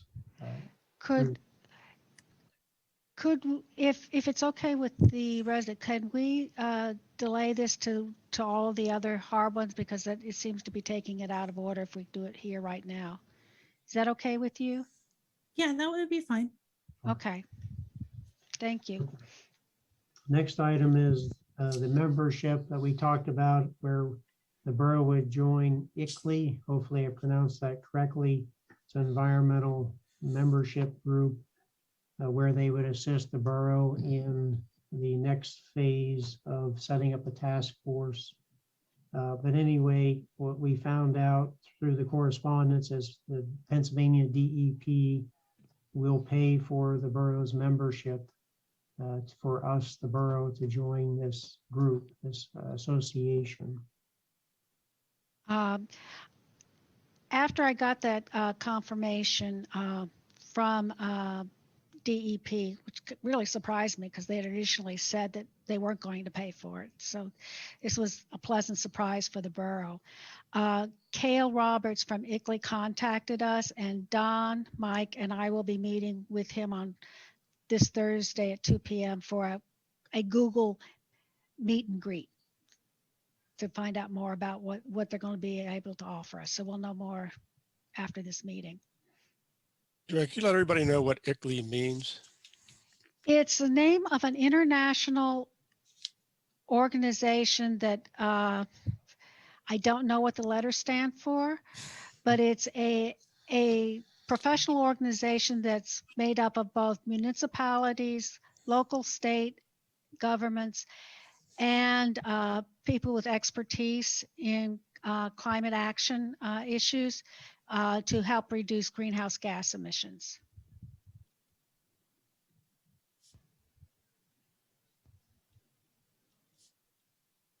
If you want me to look it up, I can find what the. No, you can move on. I just wondered if you had it off the top of your head. Nope. Because I've looked for it and I couldn't find it anywhere. It's International Committee for something, but other than that, I don't know what the LEI stands for.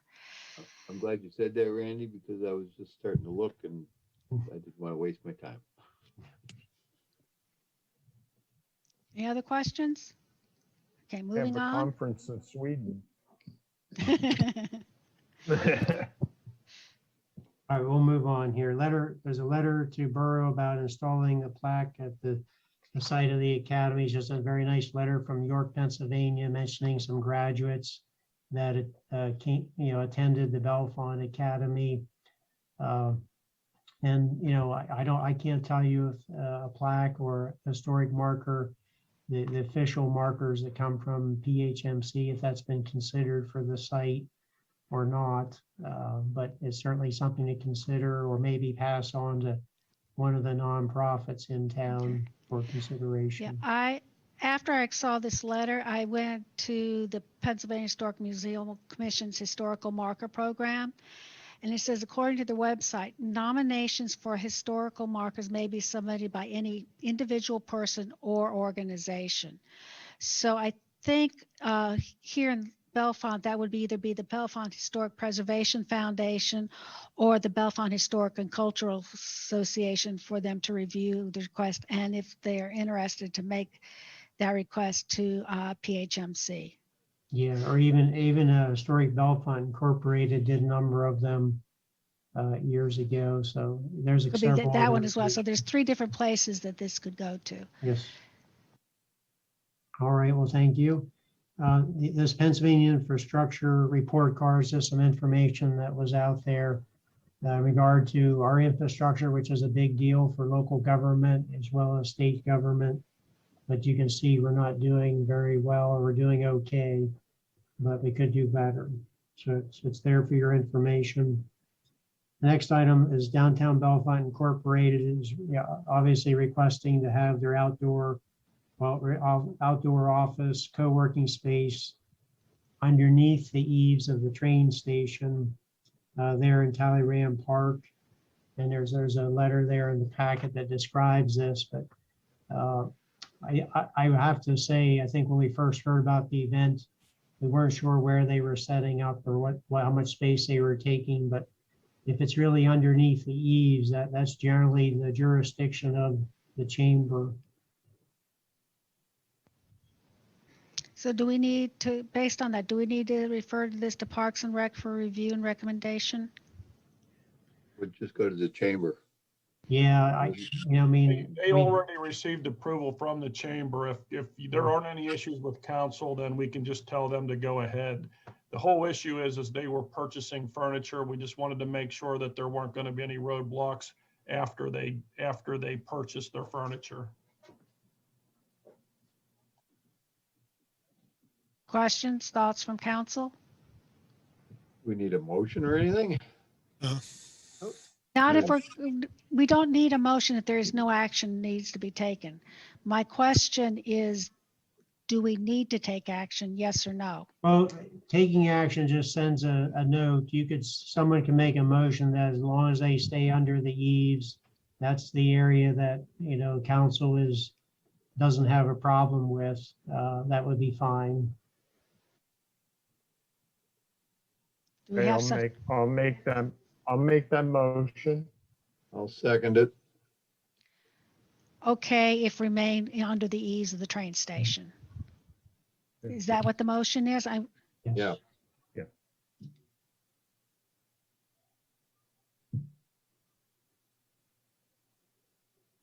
Eaves. Train station. Okay. So that was Prendergast and Eaton, correct? Eaton and Prendergast. Eaton made the motion. I seconded. Okay.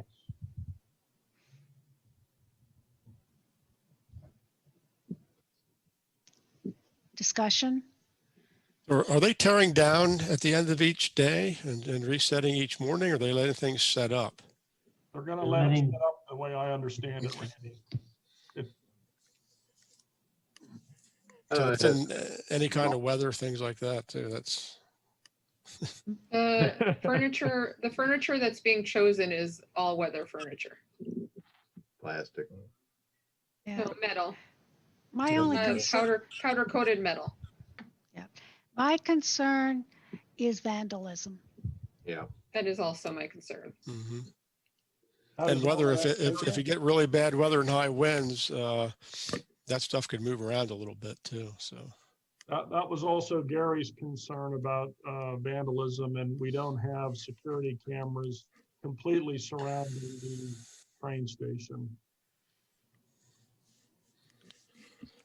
But that'll be up to them. Well, maybe Sean can move his office down there. Yeah, you can work. You can work get a outside. table, John. You can you can get your own table. It'll be fun. You'll be outside. All that fresh air. Yeah. I agree with Randy. It's more or less it's on them if they choose to do it. They're sort of taking a risk, but that's up to them. Let's see how it goes, huh? Yeah. Agreed. It'll play out on its own. Any other comments or discussion? Seeing none, all in favor, please say aye. Aye. Aye. Aye. All opposed? So moved. Next item is the YMCA is asking permission to hold a volleyball tournament league type of thing, couple nights a week, depending on how many participants, over in the new area or expanded area of Telegram Park. Inside one of the figure 8 areas near Big Spring Spirits. Just looking for approval of doing that type of event. I'd like to also refer this to Parks and Recommendation for review and recommendation, including the actual dates that they want to do this, because that wasn't included in the letter. So at this point, I'll make that conditional motion. but we don't have dates. That's the problem. Right. Well, I think they wanted to, I think what I read, they wanted to start at a certain time and they wanted to do it on Tuesday nights. And if they had enough, they wanted to do it Tuesdays and Thursday nights. Yes, but they didn't give us. As soon as they can get approval, they'll start. I don't know what the date has to do with it. They're waiting for us. Yeah. So if we give them that conditional approval, they can come back and get the dates, right, Mayor? Well, they would know the dates if you approve it. Then they would say, well, we're going to start next Tuesday. So they can't give us dates until we approve it. Okay, so in that case, what I would need is a motion for conditional approval on doing this for review and recommendations to come back to council for final approval. Is there any way to approve it so they can begin after our parks meeting? Yes, there is. Yes, we can. Yes, we can do it just like we did with the prom. Yes. So it would be conditional approval with final approval to go through the parks. Isn't that what John just made? Yeah, No. that is, Mike. That's just what I said. Okay. That's what I seconded. Good man. Okay, can we vote? Conditional approval with final approval. I need to write this down, so I'm a little slow. Hold on. Right.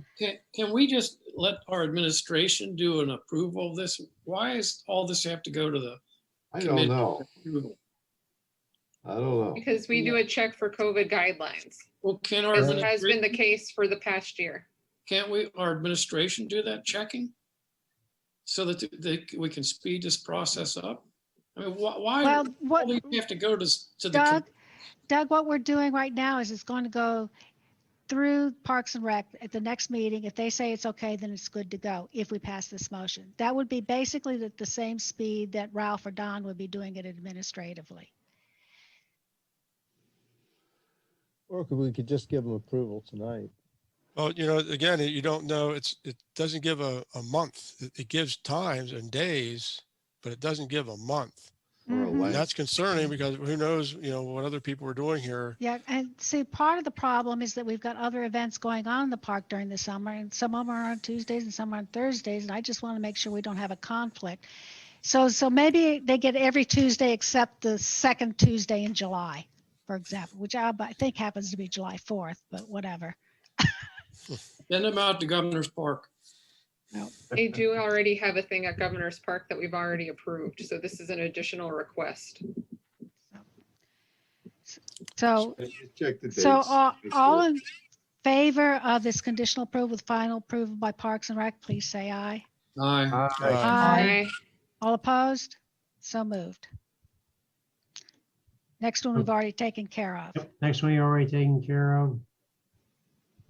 Just checking here. I think that's everything.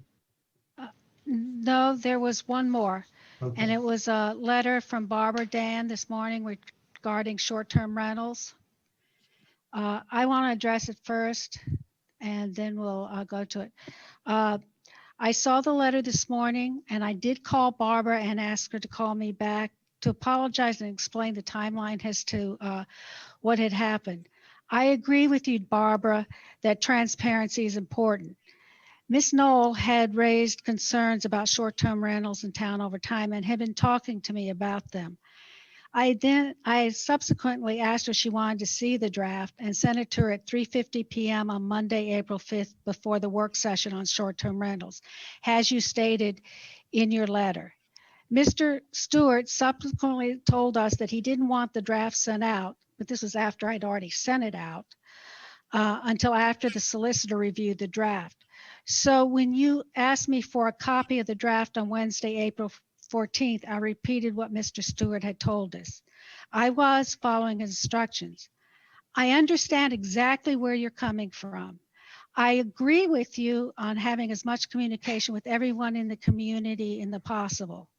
In the future, when I have been told that something cannot be sent out, I will clearly state that in any response to you or to anyone else who asks. Again, my apologies. Well, let me chime in. The reason I don't want drafts sent out is because they could change drastically after the solicitor reviews it and council reviews those solicitor comments. And besides that, council may, after seeing the comments, decide not to pursue even considering the ordinance. So I like to wait till the public draft, the final draft, the draft that we're going to advertise is done and council approves it, and then anybody can have it. We post it on the website, we put it on wherever we advertise that it's available. That way everybody's looking at the same draft, lessens confusion, which is always a problem. So that's the intent. And the intent is to keep you and us looking at the same draft and not wasting people's time of things that may have changed or not even being considered anymore. So, you know, and just as a general rule of thumb, it's not even official. Even the minutes of a meeting is not official until council approves them, and then we send them out. And that same thinking follows with drafts. Once council approves that final draft for advertising, then anybody can have it. So that's our rule of thumb to lessen, you know, misinformation, confusion, things like that. Ralph, I talked to Mr. Drobka earlier today, and you know, so it's out of the bag now. Somebody is seeing it besides the council, and I don't see what I told him was, if I'm able to send it to you, I will. But if you're saying not to, I'll explain to him why I couldn't. But I think, you know, it gives somebody who's interested in what's going on. And I told him, I said, if I send it to you, just remember, this isn't a done deal. This could change and continue to change until it's approved. And he understood that, and that they weren't complaining. They just wanted to get an idea of what was going on and what was being changed. I've talked to residents, including, you know, Mrs. Drobka, and she had a draft. She didn't tell me where she got it. I'm just telling you, as a rule of thumb, we, the office, do not release them. It only adds to confusion. And it's the same thing as a set of minutes. Until they're approved, we don't release them because they may have full mistakes or things that weren't correctly stated. And once council approves those, then we send them out. It's the same thing with a draft. So I can't control 9 members of council, but you know, the information that gets out may be misleading, may be incorrect, may be far from the final draft, or may not even be considered when council gets the comments back.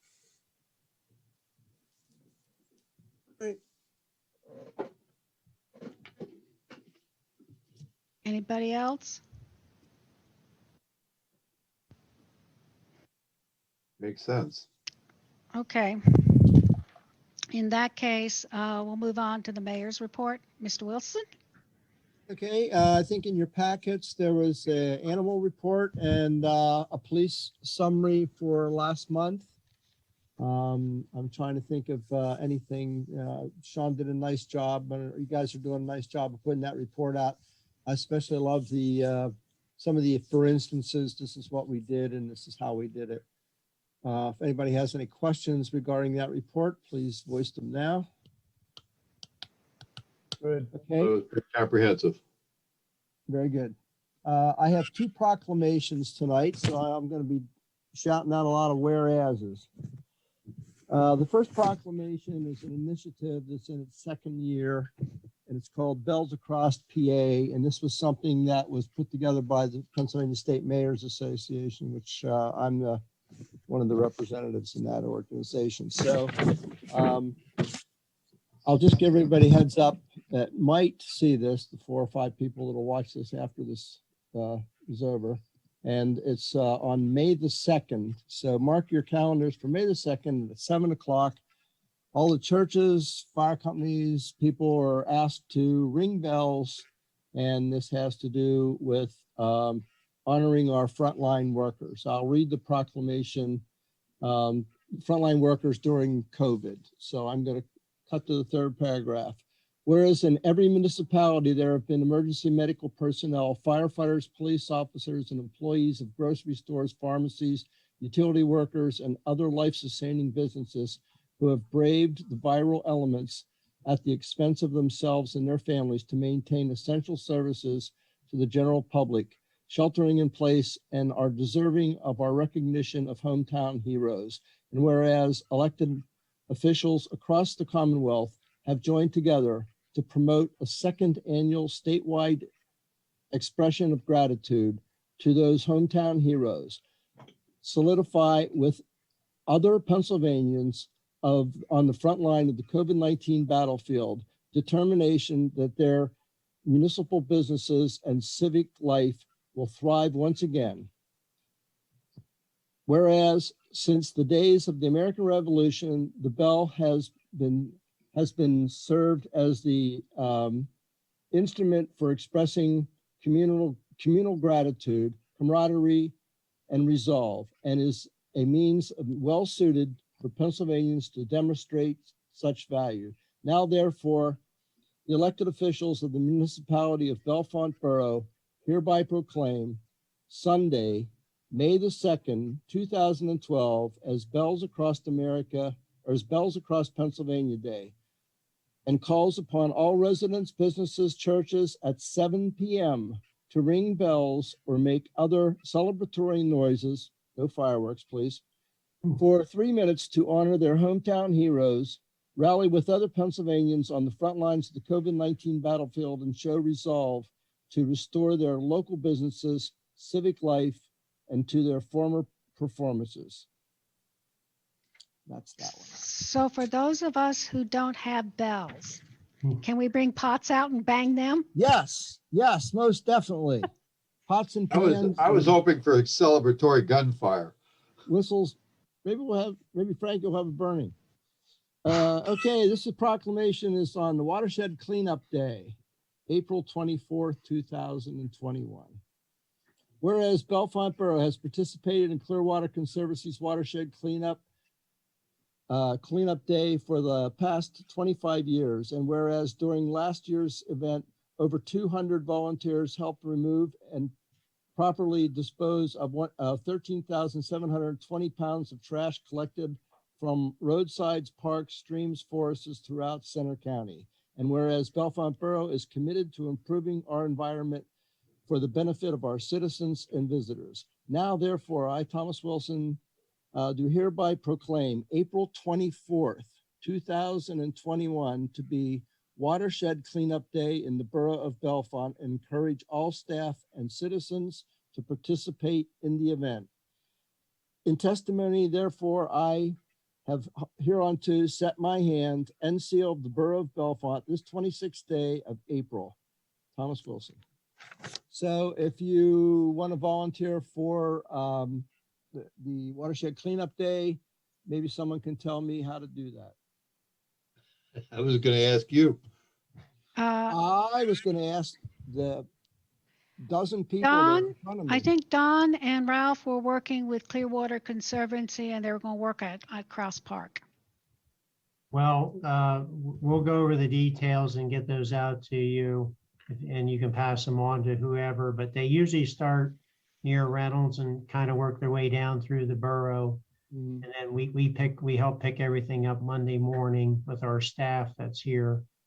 But if anything changes, or we can certainly relay that there's specific concerns around Krause Park.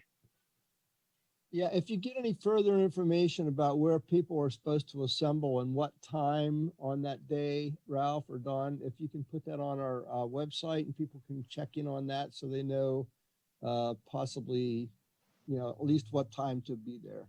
Will do. If you would like to participate with the Watershed Cleanup Day with Clearwater Conservancy, you can go to their website, clearwaterconservancy.org/Y or WCD, Watershed Cleanup Day, WCD, and sign up there. And you can add any of the number of streams that they're doing in the community. But particularly, we would like some volunteer work in our own community, but all over. Thank you, Melissa. That was in our last packet, everybody. That was in your last packet. I think it was in yours as well. He was in was it? Iowa. Yeah, I didn't get a packet. They don't deliver packets to Iowa. All right, thank you very much. That's all I have, unless somebody has something for me. Anyone have anything for Mayor Wilson? Seeing none, move on to my report. And I only have one thing to report on, and it was a meeting I attended last week on behalf of the borough to the Drive Electric PA Coalition on April 15th. The handouts will be in your next packet because I don't have them yet. They're supposed to be sent out sometime this week, but I thought I'd just give you some real quick, interesting tidbits. First, for the consumers who are considering buying electric vehicles, the rebate from the state is currently $750 for new EVs and $500 for either a new plug-in hybrid or a used EV. There's an extra $1,000 rebate for people whose incomes are less than or equal to 200% of the poverty level. Starting in July, this rebate will only be available to people who have low to moderate incomes based on federal poverty guidelines. At this point, with the meeting last week, they didn't know where the cutoff point was going to be, but that'll be announced a little bit later. Since people from the upper income levels will be removed from this rebate program, the state is looking at possibly increasing the rebates to everybody else. Second, Volvo is developing an all-electric refuse truck. The prototypes are currently being tested out in New York City and Hickory, North Carolina. I've seen some literature on those. Yes. Sounds kind of interesting. The third item was that to help retire diesel engine vehicles in the class 4 to 8 truck categories, the state is planning on helping communities with funding higher cost EV vehicles within these classes if the new vehicles are replacing pre-2010 vehicles. The details are going to be provided later. And finally, PA is considering joining the California light duty emission requirement standards by sometime next year. In effect, what this means is that dealers would be required that 6% of all the vehicles sold in the state would have to use some form of alternative fuel source. That's it. Any questions? Okay, moving on. Anne, building and property. You're muted, Anne. I'm good like that. Okay, Building and Property Committee will meet tomorrow evening, April 20th, 7 to discuss the DBI final Friday details. Has that link been sent to DBI for the meeting? I can check that. Thank you. Is it going to DBI or is it going to Kathy and Phil? I mean, they were the ones who contacted us, weren't they? Yes. Okay. If we have it, we'll send it out to them tonight before we leave. Okay. Thank you. Anything else, Anne? That's all I have. Okay. Any questions for building and property? Seeing none. Finance. Ralph, who do you want to give this report? Well, maybe someone that sat in on the committee meeting, just maybe give a little summary of what all we talked about. Deb, do you want to try that? Let me find my notes. Sorry about that. That's okay.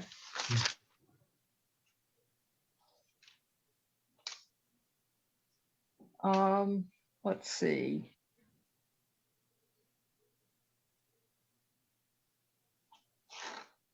Actually, my notes just were a list of the questions that I had for you about budget items.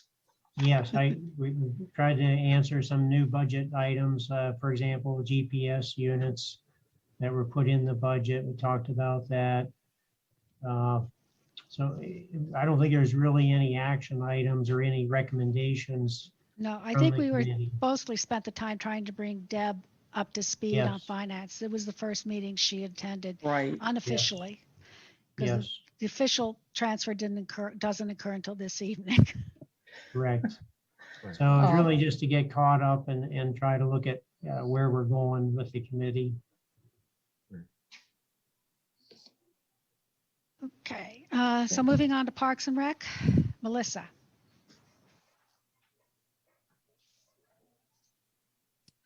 We had a meeting last week and we 3/14/21. My first item, I'd like to make a motion to formally approve the YMC day camp program We went over the COVID guidelines, and they will be following the same precautions that they followed last year. So I have a motion. Who's going to second? Second. Prendergast. Okay, Komboski and Prendergast. Discussion? Seeing none, all in favor? Aye. All opposed? So moved. The second thing would be the second and third, the grant application for the train station has been submitted by Dawn. The grant application for the suspension bridge has been submitted by Dawn.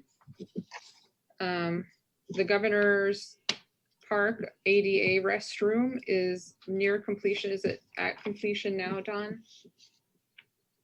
Melissa, I'm gonna share my screen. Yeah, it's pretty close. I'll share my screen and say what we.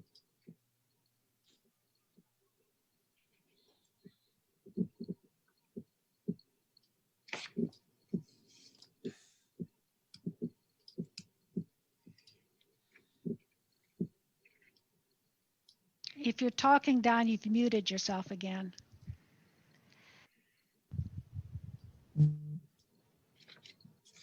You're still muted. All right, okay. So the work is actually, all the physical labor and everything is done. The bathrooms were done. I thought that Rodney and the parks crew would do the inside painting later this summer. Turns out they went ahead and did it here this past last week when we had some rainy days. So really the only thing that's left is we have to do the painting for the handicap parking space and then haul in some of our compost soil for in and around there just to dress up, clean up the outside area. But other than that, the restrooms are completed. Melissa, the other thing is going back up here to the bridge. The railing was, they came in and did this last week. There's one section, I don't know if you can see my arrow, but there's one section in the middle that they had to take back and adjust. He told me that he would be back tomorrow. That's Tuesday to finalize that. And then we have some issues where down here at the board where they've actually bolted this board into the bridge, there's been some separation. So we want them to fix that before they finish. And then finally, today, the guys, we had Andrea Morel, she came down and helped the guys place the bricks, and they put the memorial bricks into the brick walkway. That's wonderful. Thank you. All three projects look fantastic. And if anyone would like to purchase a brick, I believe it is talleyrandpark.org, and you can purchase one online and it will go in the next round. Thank you, Dawn. That is the last thing that I have for parks. I did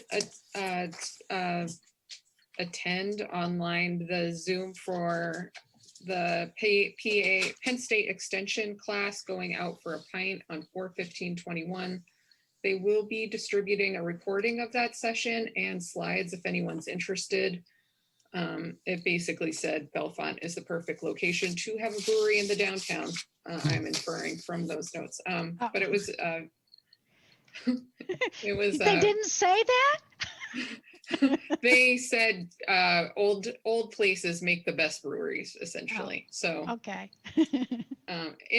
Buildings with interesting characteristics are highly sought after for craft breweries because visitors want a unique experience in both the environment and the beer that they're drinking or any craft beverage. So if anyone is interested, I can certainly send it out to anyone. It was a pretty quick and fun webinar.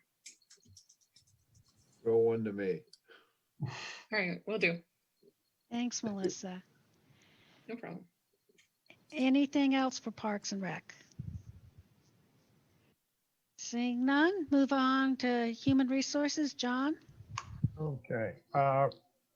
we had the, we're continuing with the negotiations for the collective bargaining agreement for the non-uniform employees, and things are going quite well at this point.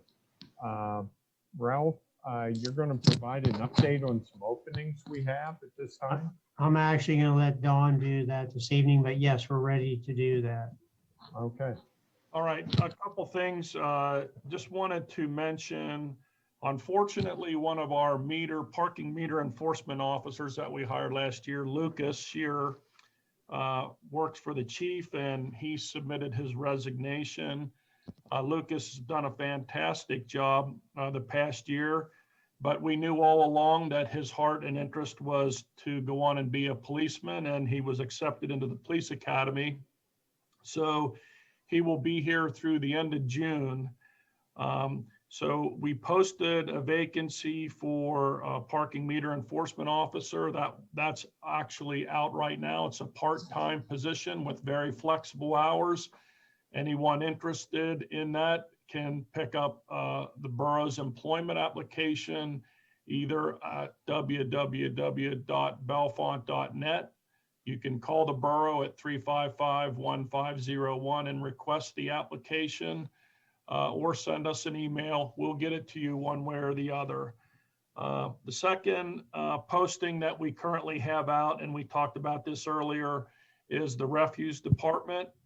We are currently looking for 1 to 2 people to fill those vacancies.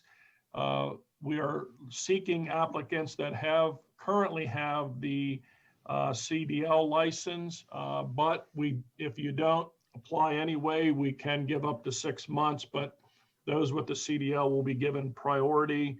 Both of these job postings will stay open through Monday, May the 3rd. As I mentioned, the applications are on the website. We are almost finally getting back to where we have a full staff after all the rash of retirements that we had in 2020 at the end of the year. So we're finally getting back to getting some full staff in all the departments. So that's where we are with the openings at this point. Yes. That's all I have then for human resources. Any questions for human resources? Seeing none, moving on to safety. Randy? Okay, I'll report the Center Region Public Safety meeting. I was not able to attend. I had a last minute family crisis type thing I had to take care of, and I didn't have time to get a hold of Dawn. I don't think he had time to fill in anyway, but just wanted to let you know that the meeting was held, but I was not able to attend. And then I want to make a correction on the agenda. It says the Bellfont Fire Exec meeting is scheduled for April 22nd. That's just an officers meeting. It's not the full exec committee. And my last item for safety is that the Logan Fire Company has purchased a 2001 equipped, it's basically a pickup truck with an equipment box on it. And they're using this, I think, mainly for trips down to Interstate 80 or some type of accidents in other areas. And it's not a replacement, as the current vehicle is going to remain in service. So they're going to be using both trucks, kind of splitting some duties. All purchase costs are being provided by the Logans, and the Fireman's Relief is covering the refabrication of the body. This unit is expected to be delivered in about 4 to 5 weeks. And as I said before, be used for various calls, but mainly vehicle accidents. So the vehicle will be covered under the insurance and maintenance line items within the current budget. So there's no additional monies needed for this. It's all fitting within the fire budget. So I thank Logan's for, trying to keep their equipment up to where they need it. I think it's a positive step for them to do that. It saves the borough some money when companies do that, but it's also, something like the pickup truck is not like a fire truck. Some things are easier to pick up than a fire engine. So, and that's all I have for safety. Ralph, I have a note on my list, something about internal safety training. Yes. Oh, that one happened. Yeah, that took, I forgot about that one. Yes. That was last Wednesday. Yes. And it was the annual training. I'm not sure if we had it the year before, but we No. needed to get it made up due to our insurances. And I believe everybody participated that I could tell. There might have been one person who wasn't available, but they were going to try to get him fixed up with another session somewhere. Yeah, let me just clarify what Randy's talking about is our workplace safety committee, which has a required amount of training each year as part of the certification. We were on hold, since COVID started last March of 2020. We anticipate, we're thinking positively that we'll get back to some form of normalcy where we can meet again with our work crew on a regular monthly basis, looking at possibly, May, June, in that time frame to start those regular meetings. But the first thing was to get everybody, get that certification training to start with. Any questions? Anything else for safety? I have nothing else. Seeing none, moving on to water and sanitation. Doug? Thank you, Joanne. welcome. We had a meeting April 7th in regard to the Musser Lane Recycle Center. We are going to continue the operation currently exists. And those hours and days are Monday through Thursday from 8 a.m. until 2 p.m., Monday through Thursday. Friday, the gate will be open 8 a.m. until 1 p.m. And then on Saturday, the gate will be open from 8 a.m. until 11:45 a.m. And that will be manned at that time or personed at that time for observation of deliveries. One thing I want to, we're opening the center on an honor system. And last week, I believe it was last week, we had a violator. And that violator doesn't know, obviously, but we have security cameras at the Musser Lane Recycle Center. And it's clearly stated that railroad ties are not to be deposited at the Musser Lane Recycle Center. It's for grass and brush only. So we have very vivid photographs of the violator, and those were passed on to our chief of police, and I'll let him comment on that in a moment.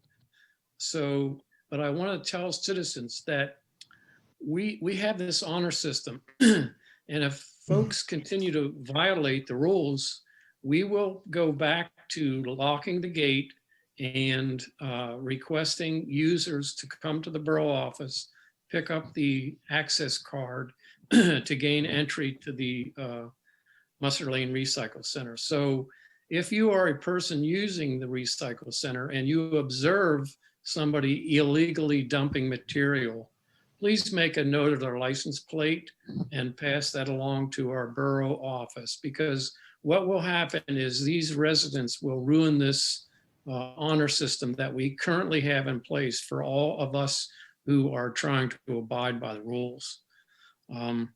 So for now, the operation stays the same.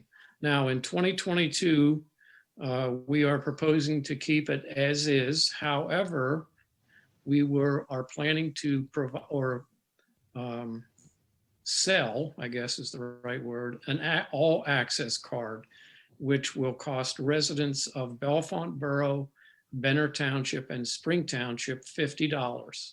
And that access card will allow them access after hours of operation. And when they, if they pay the fee and they participate in that program, they'll be required to give us their license number and make a vehicle, therefore hoping to prevent passing that card to others for use.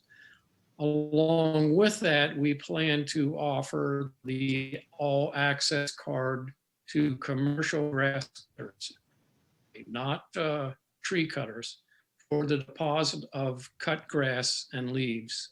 And that card would be made available for $100 to commercial companies. But that is for brush and grass only deposits. And the reason for that is some of these folks would be wanting to enter the Musser Lane Recycle Center after the gate has been locked. So that won't happen until 2022. Let's see. And those dates that the Musser Recycle Center will be open are typically from April 1st until November 30th. And I made this little addition, Ralph and Don, maybe I might not be right, but weather conditions providing may be favorable to the first or second week in December. So we might be a little flexible with that closing date during the season. The other point I need to make is if you do have an access card and you do abuse it, we can terminate your access with a click of the computer. So Ralph and Don, maybe you could add what I've forgotten. Well, I just want to clarify that the fees that Mr. Johnson is talking about are seasonal fees.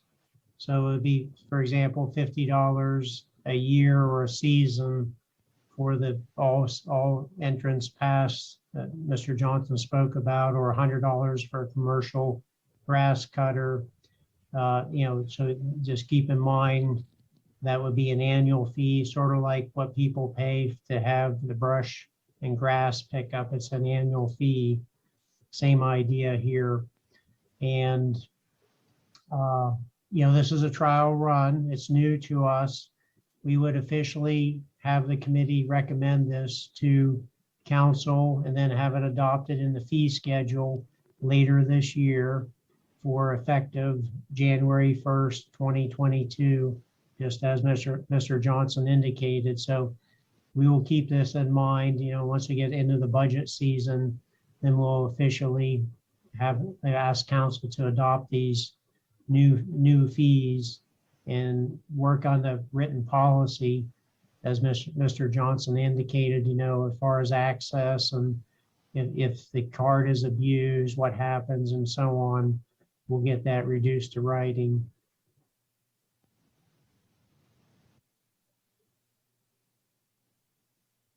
Don, any comments that we missed?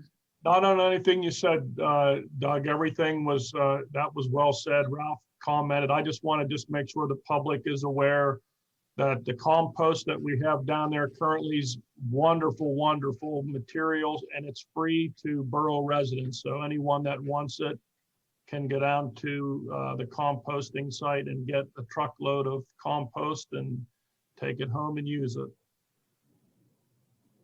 Okay, Chief Weaver, do you have some comments on that? Yeah, the reason why that compost is good material is because it doesn't have rebar in it, and that does help. And creosote covered railroad ties. So if we are investigating it, I mean, it doesn't sound like a big deal, but it is. It's a theft of service, basically, if the person wasn't a borough or a township resident. But more importantly, it's going to take time from our staff to go down there and yank that out. There were white railroad ties. It was a medium-sized wall that was taken down, along with some arborvitae and some other evergreen. It was a golden color Honda CRV and hauling a red trailer. I don't want to put it on Facebook and embarrass anybody, but we have other ways of pinpointing how many of those types of vehicles that are in our area, actually within 8 square miles of the borough. So we're going to get that information back tomorrow. And so if you did that and it was a mistake, come down, we'll take care of it. But if we have to, spend time investigating it, we're going to probably, recoup some of our losses through fines. So that's it, really. Okay, thank you, Chief Weaver. Appreciate it. And then water sanitation, or the authority met, and we some of the items that are on the list to do. They're going to restart smoke testing May 10th through the 14th. These are tests that were started back in 2018. And we're going to start doing that again. Chime in here, Ralph, what I'm missing Sure, on that. Sure. Well, let me try to explain. Smoke testing is a method to check the sewer line collection system for leaks or infiltration from storm drains, roof drains, what have you, cracks. You know, if the smoke escapes and it makes its way to the surface, so we can pinpoint the proximity of a crack or a break or someone's intentional hookup of a roof drain into the sewer collection system, which is something it's not permitted to do that. So we're going to start in the downtown where we left off, as Mr. Johnson has indicated. We give people or property owners time to make the repairs. We get, of course, with COVID, you know, we lost a year in checking back. So the first attempt will be to recheck where we left off to see who followed through and who didn't. And of course, prior to any smoke test, we notify 911 to let them know that we are doing our thing. And it's not what we are doing is not a real fire or anything in case they get a call. We tell them the areas that we're working in so that people have an idea that it's us and maybe not something else.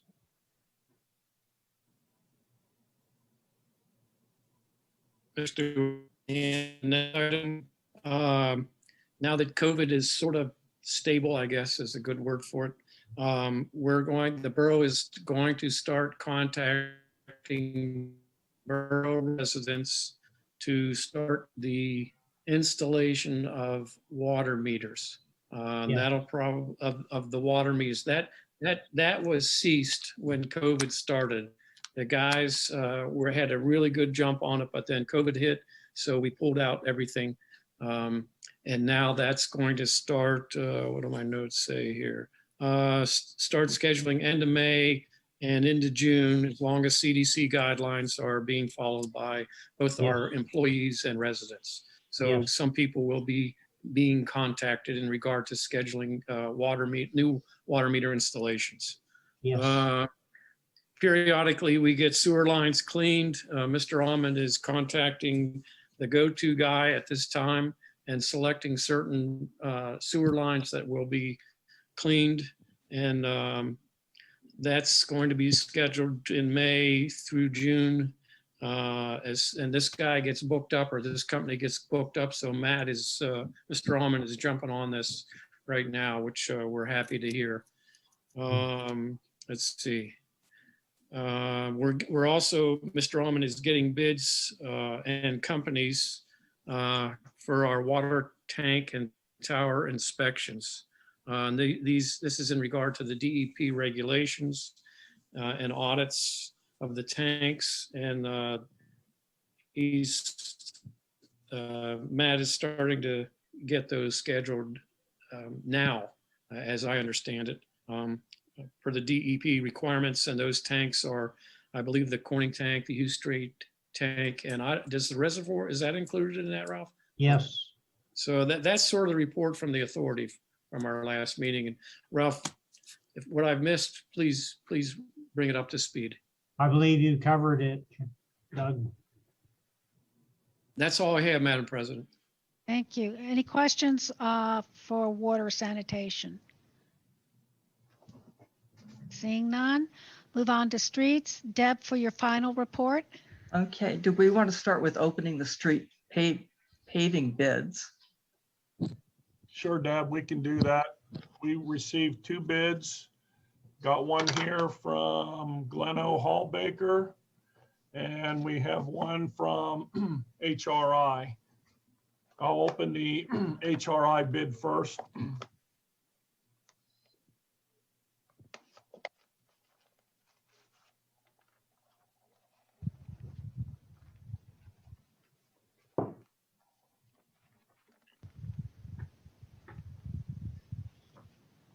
So what we laid out in the bid was 6 different options. Option 1, McAllister Street, $48,708. Spring Street, $19,840.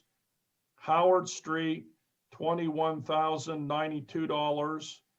Parkwood Drive, $33,040. Half Moon Hill, $21,332. And Allegheny Street, $22,836, for a total of $166,848. That is the bid for HRI, and that's, we had in there milling of bituminous paving and then the asphalt hot mix. Okay, the next bid is Glenn O. Hallbaker.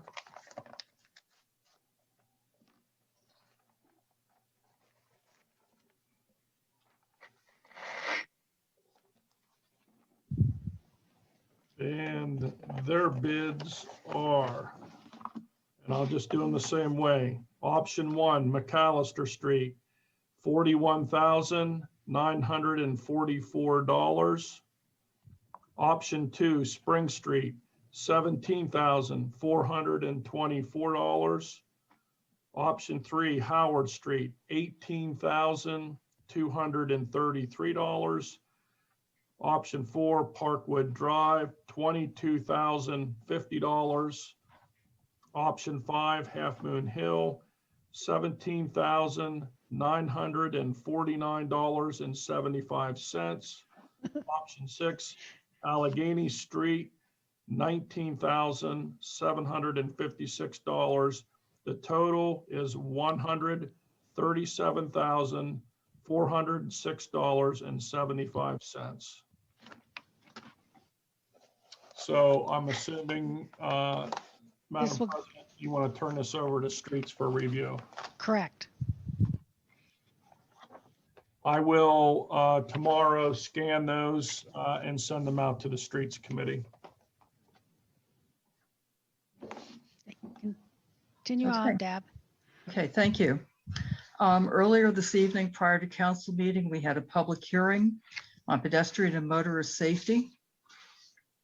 Chief Weaver gave a report of pedestrian incidents over the past 10 years, and based on the statistics that PennDOT's been keeping, there's no clear indication that one group over another is at fault or culpable. It seemed to be equal between motorists and pedestrian behavior. There was public input on traffic calming measures and timing of pedestrian crosswalk signals at Water and High Street. All this information and input will be taken into consideration for ongoing pedestrian safety projects. One of the people attending was Jason Stimmel, who's an engineer with Pannoni and Associates, and he was also at our last Streets Committee meeting to give us a report on what his company does in terms of helping with, it's a full service engineering firm that provides rendering for redesigning street projects, works with PennDOT to get permits. And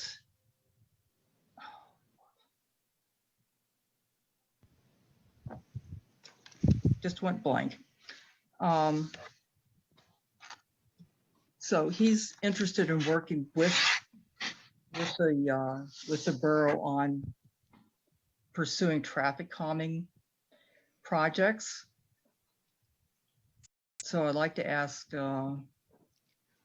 earlier today, Ralph emailed everybody information on Pannoni and Associates that has their rates and resumes of all of their engineers and associates. I'd like to ask council to consider a motion to contract with Pannoni and Associates to assist with PennDOT permitting related permitting related to pedestrian safety issues. Clayton, do we have a second? I'll second crack bill. Crack Bill. Discussion? Do we have any other options besides Pinoni? Yes, there are other options. I think the committee feels comfortable using this firm, and that's the recommendation from the committee. Deb, does this also include helping redesign, say the why, or in addition to the permitting? That's what I thought part of the discussion was about it. Part of it was about redesigning, helping with redesigning, redesigning the way the diamond, the traffic flow in the diamond, and also working with Randy's rendering of potential pedestrian or traffic calming measures that can be made by extending the sidewalks out a little bit to narrow the traffic, to slow traffic flow and make a shorter distance for pedestrians to cross.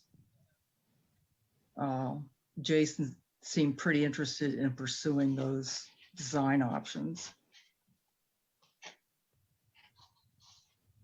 So that's part of the motion as well. Yes. Okay. John. So you're basically saying that you want to, without putting any money down, you want to put these guys on retainer, and when you formulate a project, you'll then go to them for a price and then come back and tell us what the project will cost, and we'll approve the project at that time.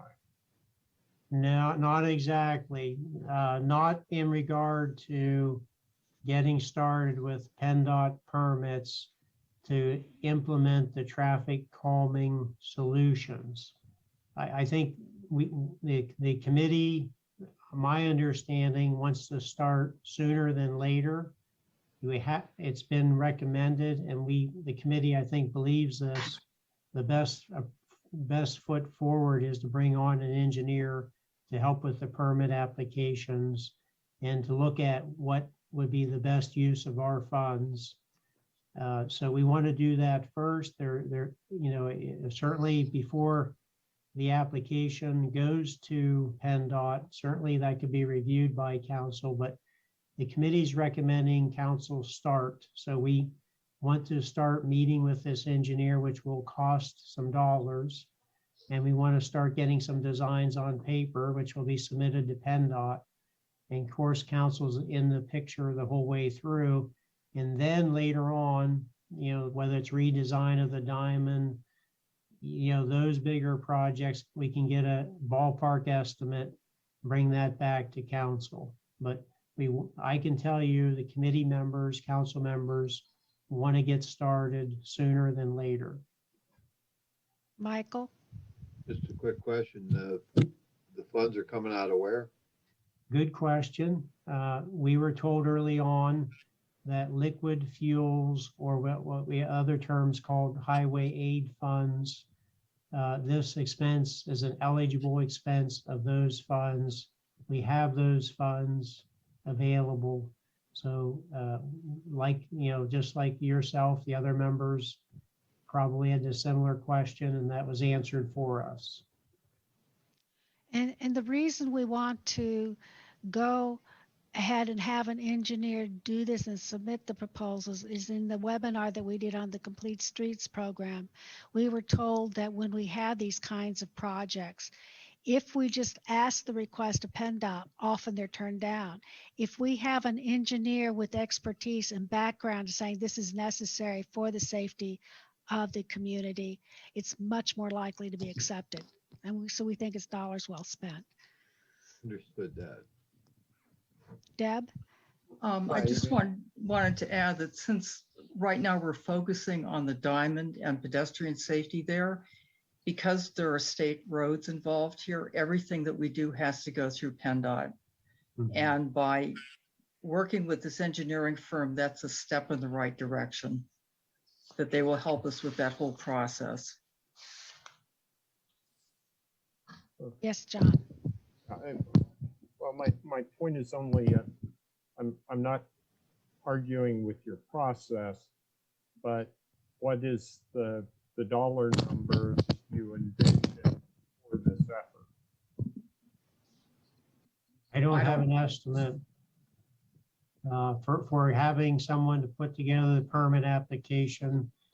Yeah, until we sit down and officially meet with the engineer, which has not happened yet. And we've had an introductory meeting and looked at their backgrounds and got some input. Until we talk about, the scope of what we really want, then we can ask for an estimate. But we haven't got that far yet. We follow up on what Ralph just said. That was one of the questions we asked, and they said they could start putting that package together, but they couldn't get that to us by this evening because they had to go through several divisions of their company. If we wanted to get the ball roll started, he could send us what you all got in your package this evening so you could see what they're coming from, and then we can deal with the other issues a bit later. Yeah, I mean, I just looking at what their pay rates are doesn't, it doesn't surprise me what they bill per hour. I'm just not, or I would just be more interested in knowing what their estimate is to do the given task that you want them to do. That's what I was expecting. You would be saying, okay, we're Randy? Yeah, we asked and probably charged managers to go ahead and help us select this engineer. And they have worked with this group with over a couple projects. And they are very responding to questions and our needs. And the first meeting we had with them, I think, went very well. So, we're able to get a rate sheet that they threw together real quick so we could have some type of look at what the hourly rate might be. And that might be all we're dealing with right now until we decide which way we're going to move. And then, like as Ralph said, we can get an estimate. But I can give you an estimate now is going to cost us $1 million. So you want to use that to go with? I don't know, because we don't know. And that's why we're getting the engineers in. Yeah. Yes, Doug. I guess, John, we're trying to figure. We want to do it as quickly as possible. We're going to spend money either way. Right. So we, as the committee, thought the quickest way to get something in place and dealing with PennDOT was to hire this firm. So the cost of that is hopefully making recommendations and corrections for safety. So that's sort of what is driving this. If we wait and don't use an agency, it's in the hands of PennDOT, and that could take months. So this is a way that we're speeding the process. The other thing I wanted to mention is once we have this initial study done and information collected and submitted to PennDOT, then our plan is to turn over the major, if there is to be major renovations of the diamond, to the Bellfont Planning Commission.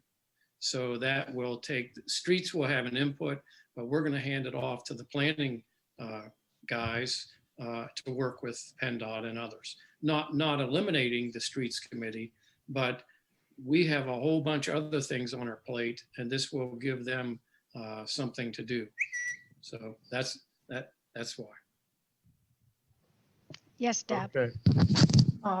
And just to let you know, this first project that we're proposing that Randy drew up is a temporary installation, meaning it's going to be paint and delineators that are a low-cost, easy project to install, that's not permanent. This is just a project to see if this will help with traffic calming and pedestrian safety. But because PennDOT has to be involved in it, having this engineering firm on hand to help us with the application process will help to speed this up. And Like I said, this is a temporary measure. It may work great, it may not. We're not going to know till we try. But it's way less expensive than installing new sidewalks and repaving the streets. Yeah, I'm not arguing about what you want to do with the project. I'm arguing about the process of signing on to do work, to agreeing to pay somebody at an hourly rate without us having an estimate or a bid on the project from the outside person. That's where I'm coming from. I mean, it's basically as though you've signed on with a lawyer to be your legal counsel and then just started asking him questions. And we're only asking, well, what kind of, or I'm only asking, what do we think the cost of the project is going to be before you get started on spending money with the outside organization? Best I can answer, John, we had an introductory meeting with the engineering firm, some of the personnel involved. The committee is recommending that we go ahead and develop the scope, which has not been done, until we tell them what the scope is, or to give them a ballpark, we can't even get fees. So this is the initial step to bring them, get them officially on board. We thought council should do that.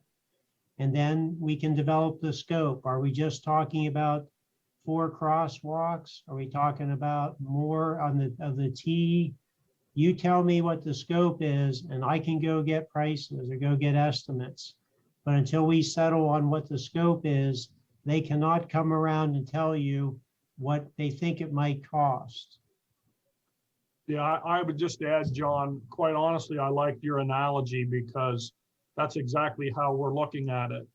You know, you go hire a good lawyer at $200 an hour that can give you your answer in 15 minutes because they're experienced, versus someone who isn't experienced and only charges you $75 an hour. It takes 5 hours to give you the same answer. What we thought with going with Pannoni was their experiences in this area. So when we're going out for professional services, we saw this as an advantage to us because we know they can do the things that we want, pull the permits much quicker. Ralph and I have worked with a firm here a couple of years ago where they delegated that to some junior person and charged us 5 hours for it, and we were peeved about it. Because we were paying a junior person for training, you know. Yeah. On top of all this, you know, there was another accident in town not too long ago, and I heard council saying, get moving on this. And that's been the theme in the streets meeting and trying to line up the public meeting for input and move ahead. We could delay and delay and delay, but that's not what I heard from council. We could talk about this all night. I will call for the motion. Any objection to calling the question? Seeing none. All in favor, please say aye. Aye. Aye. All opposed? Okay, Opposed, one nay, yeah. John Eaton. Yeah. Okay. Moving on, Deb, anything else? Just an update. Their Streets Committee is working on finalizing language for the sidewalk draft ordinance. Also working on finalizing some language for the draft resolution for the complete streets resolution. We're working on potentially providing permit parking for county employees. We're just waiting to hear back from the county about the number of spaces they may need. And these would be permitted parking in the north and south lots. And I think we're still waiting on information on the T2 mobile pay agreement. So these are ongoing projects. That's all I have. Any questions? Seeing none, we'll move on to energy and environment. Mike? Oh, I just had the thing up here and I lost it. The energy management audit. I don't have my. Can I fill Yes, in? please, if you would. Yes, this was a mistake, excuse me. It's a mistake on the agenda. It's not an energy management audit. It's the energy management plan that, coming out of the climate action plan, DEP offered the borough engineering services to help us with this energy management plan. Again, just to reiterate, we were working with Wilson Engineering Services out of Meadville, and the person that we're working with is named Patrick Martin. We have a draft of the energy management plan. He provided it to the committee. We are right now going back and providing him feedback on things like all the gas that was used for our vehicles in 2019, mileage on each vehicle, and a myriad of other things in the plan. So we've been working closely and having meetings with him weekly on what the updates that he needs. We will soon have this ready for a second draft, probably within 2 weeks. They also worked on a solar plan for the borough. So once we get the energy management plan draft back to him with our comments, they'll put it in a second draft, and then the committee will have a follow-up meeting to not only go over the energy management plan, but the solar plan. The idea is to have both of them finished by July of this summer. So that's where we are with the energy management update. Right. Okay. I just found the email again. That's okay, Mike. Thank you. The PSU sustainability project for the Spring Creek mill race and dam options. They're going to give a presentation on May 3rd, a work session with the borough. And so that's our work session for May 3rd. That's ours, yes. Yes. And they're also having some presentations that we're going to be looking at for the borough itself. They're going to be Zoom sessions. The 23rd, I believe, April. That sounds right. So that's the one I'm really looking for. But anyway, that's my report. That's all I really have. So we asked just to follow up on what Mike just said, we asked the students who have done an excellent job this year of putting together something about what would happen to the stream if we were to remove the dam at Talleyrand Park. And we've asked them to make a presentation to council because it's going to be on CNET, and then the public can see what they're offering.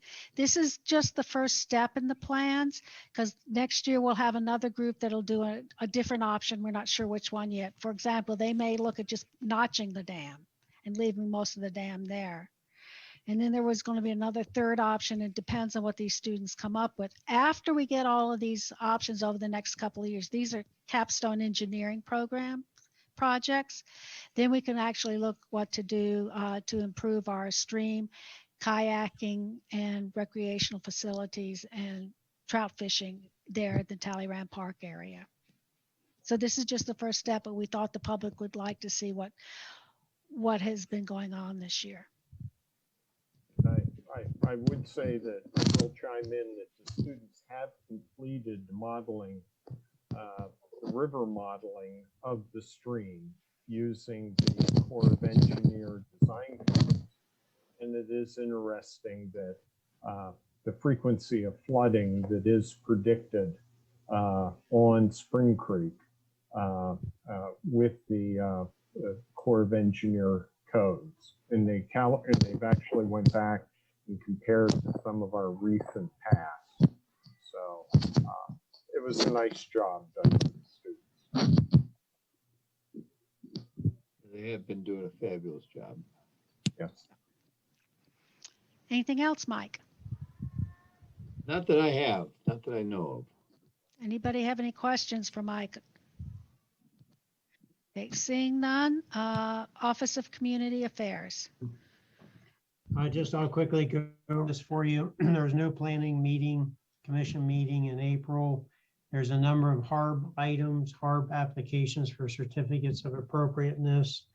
The items that are being approved or recommended for approval for the certificate is 121 South Allegheny Street. There is work to the facade, the awning removal, cleaning, replacement, skirt and lettering. 118 North Allegheny Street, New Wave Salon, some signage installation. 378 East Curtin Street, recommended approval of building a self-supporting carport on the west side of the house. And 452 East Curtin Street, recommending approval of removing and replacing portions of a fence on the property, fence to be wooden and stained gray. Again, those are being recommended for approval. Can I have a motion for all four of those? I'll make that motion. Clayton? Second? I'll second Brackbill. Brackbill, okay. Took me that long to unmute. Discussion? Seeing none, all in favor, please say aye. Aye. Aye. All opposed? So moved. Next item was an item that came up at the last council meeting. There was a question of whether the house being brick had been painted, and we found out after the HARB meeting that it first appeared on the agenda. The house was not painted, so council referred it back to HARB. HARB is recommending to deny the application, which was to paint the brick, and that is at 221 North Allegheny Street. So it's not painting is not recommended. Okay. So what I need is a motion to deny painting the brick on the house, but allow an administrative approval for a change of the previously approved paint color on the garage to match the color of the brick on the house if the owners so desire. I'll make that motion. Prendergast? I'll second it. Clayton? Clayton. Discussion? So this painting thing pops its ugly head up a couple times a year, I think. And there are buildings downtown that have been painted. The bricks have been painted and painted again. And I don't understand if I don't know what the issue is on the brick, whether maybe they don't like the color or maybe it's getting worn. I don't know. But let me try to answer. I would appreciate that. The HARB follows a set of guidelines called the Secretary of Interior Standards for Rehabilitation. Right. They're national guidelines. Yep. Let me finish, Randy. If a building has been painted, generally it's accepted that it can be repainted. If brick has not been painted, it's generally recommended that it not be painted. It's just that simple. Moisture is held inside the brick and it can deteriorate the brick structure, the mortar, over time. So, and it holds that moisture inside the house, which is not good for mold and stuff like that. So it's not recommended. But as you say, and as we see, there are many properties that are painted. It's just that when they come in as an application, they're not recommended for approval. And this Go ahead, Mike. This particular house, I believe the brick is some special quality that it's a local brick. Clearfield brick has been pointed out, but it has not been painted. Right. I wasn't saying anything about painting. I was just saying that the reason they don't want it painted is another reason they don't want it painted is because it's a historical reference.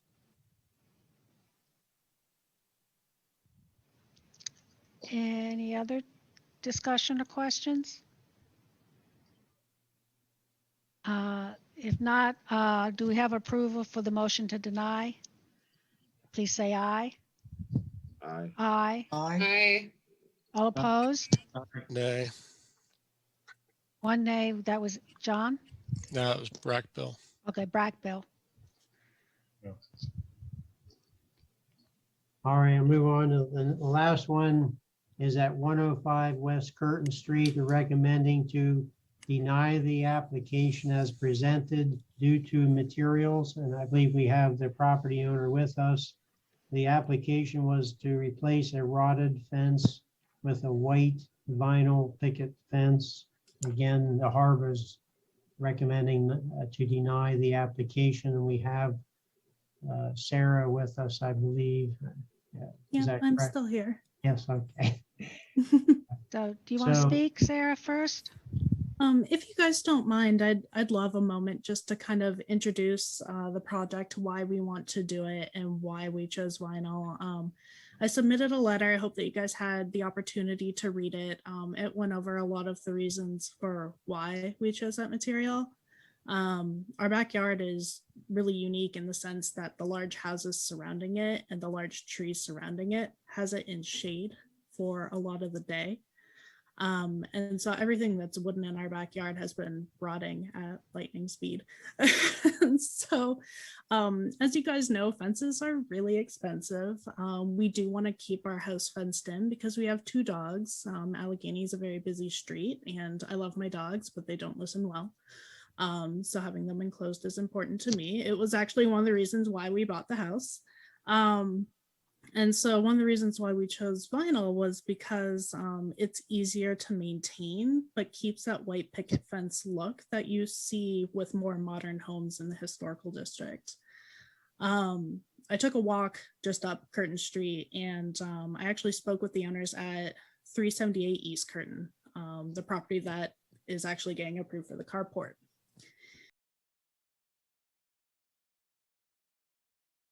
Vinyl.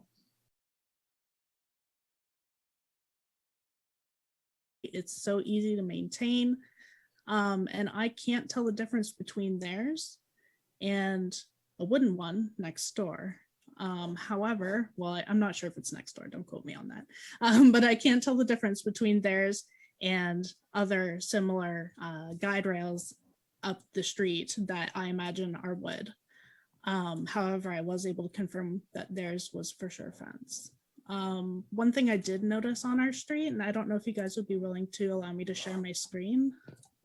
Yes, you can do that. Okay. Thank you.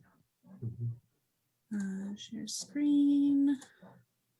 This top one. Here we go.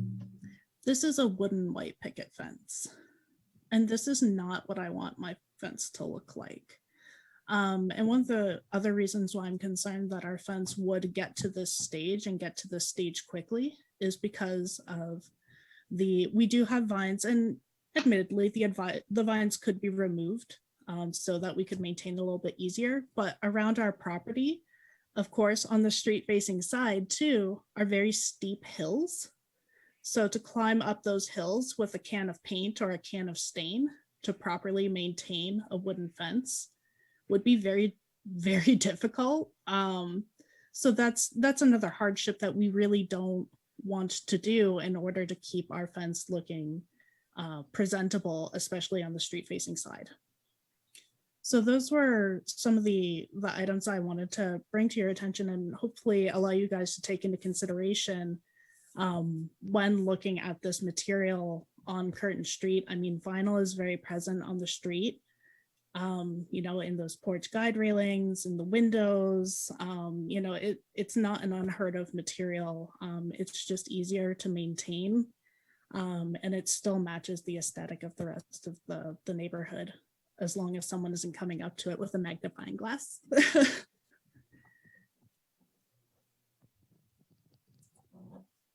And that's all I really had to add. Thank you. Thought, or do we need to make a motion on this? Yes. Okay. So we need the recommendation is a motion to deny request for placing the wooden fence with a vinyl fence. Do we have that motion? Can I make a motion to approve the vinyl fence? I would second it. Okay, sure. You can make a motion however you want.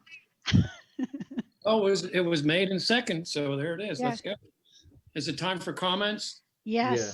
Okay, Sarah, are you putting a vinyl picket fence up or another style of fence?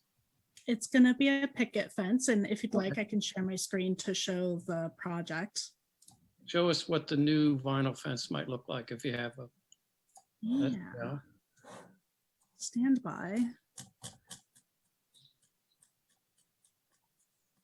Okay, so here's some examples of the project at other properties that our fencing guy gave us. So it's going to be the Hamilton style pickets. And this is the type of gate that would be at the front. Gotcha. And then there's a very, very small portion between 105, I can't remember my next door neighbor's address. How terrible is that? It's getting late. Also, thank you guys. It is getting late. Thank you for being here. We do want to put up just a small portion of privacy fence, which would have this style between the two properties. It wouldn't have the gate. It would just be the privacy fence. It's not seeable from the road at all. We have a shed that would be in front of it. So it would just be strictly for privacy between the two properties and shouldn't be visible from any street. So that was my next question. What portion of the picket fence or the white picket vinyl fence will be able to be seen from West Curtin Street? So it's actually only going to be super visible from Allegheny because we are on the corner.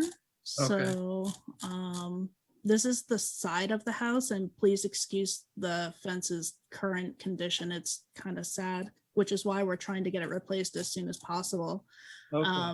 This is the side that would be visible, which is the side of the house.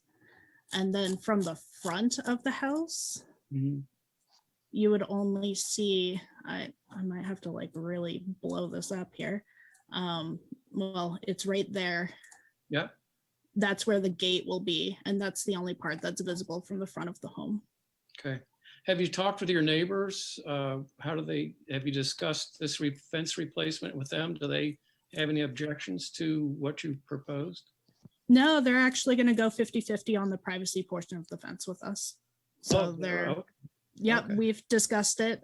He actually proposed the privacy fence because they want to do some renovations to their backyard, and they said this is only going to improve the value of our homes if we have a little bit of privacy between the two properties. So we're going halvesies on it.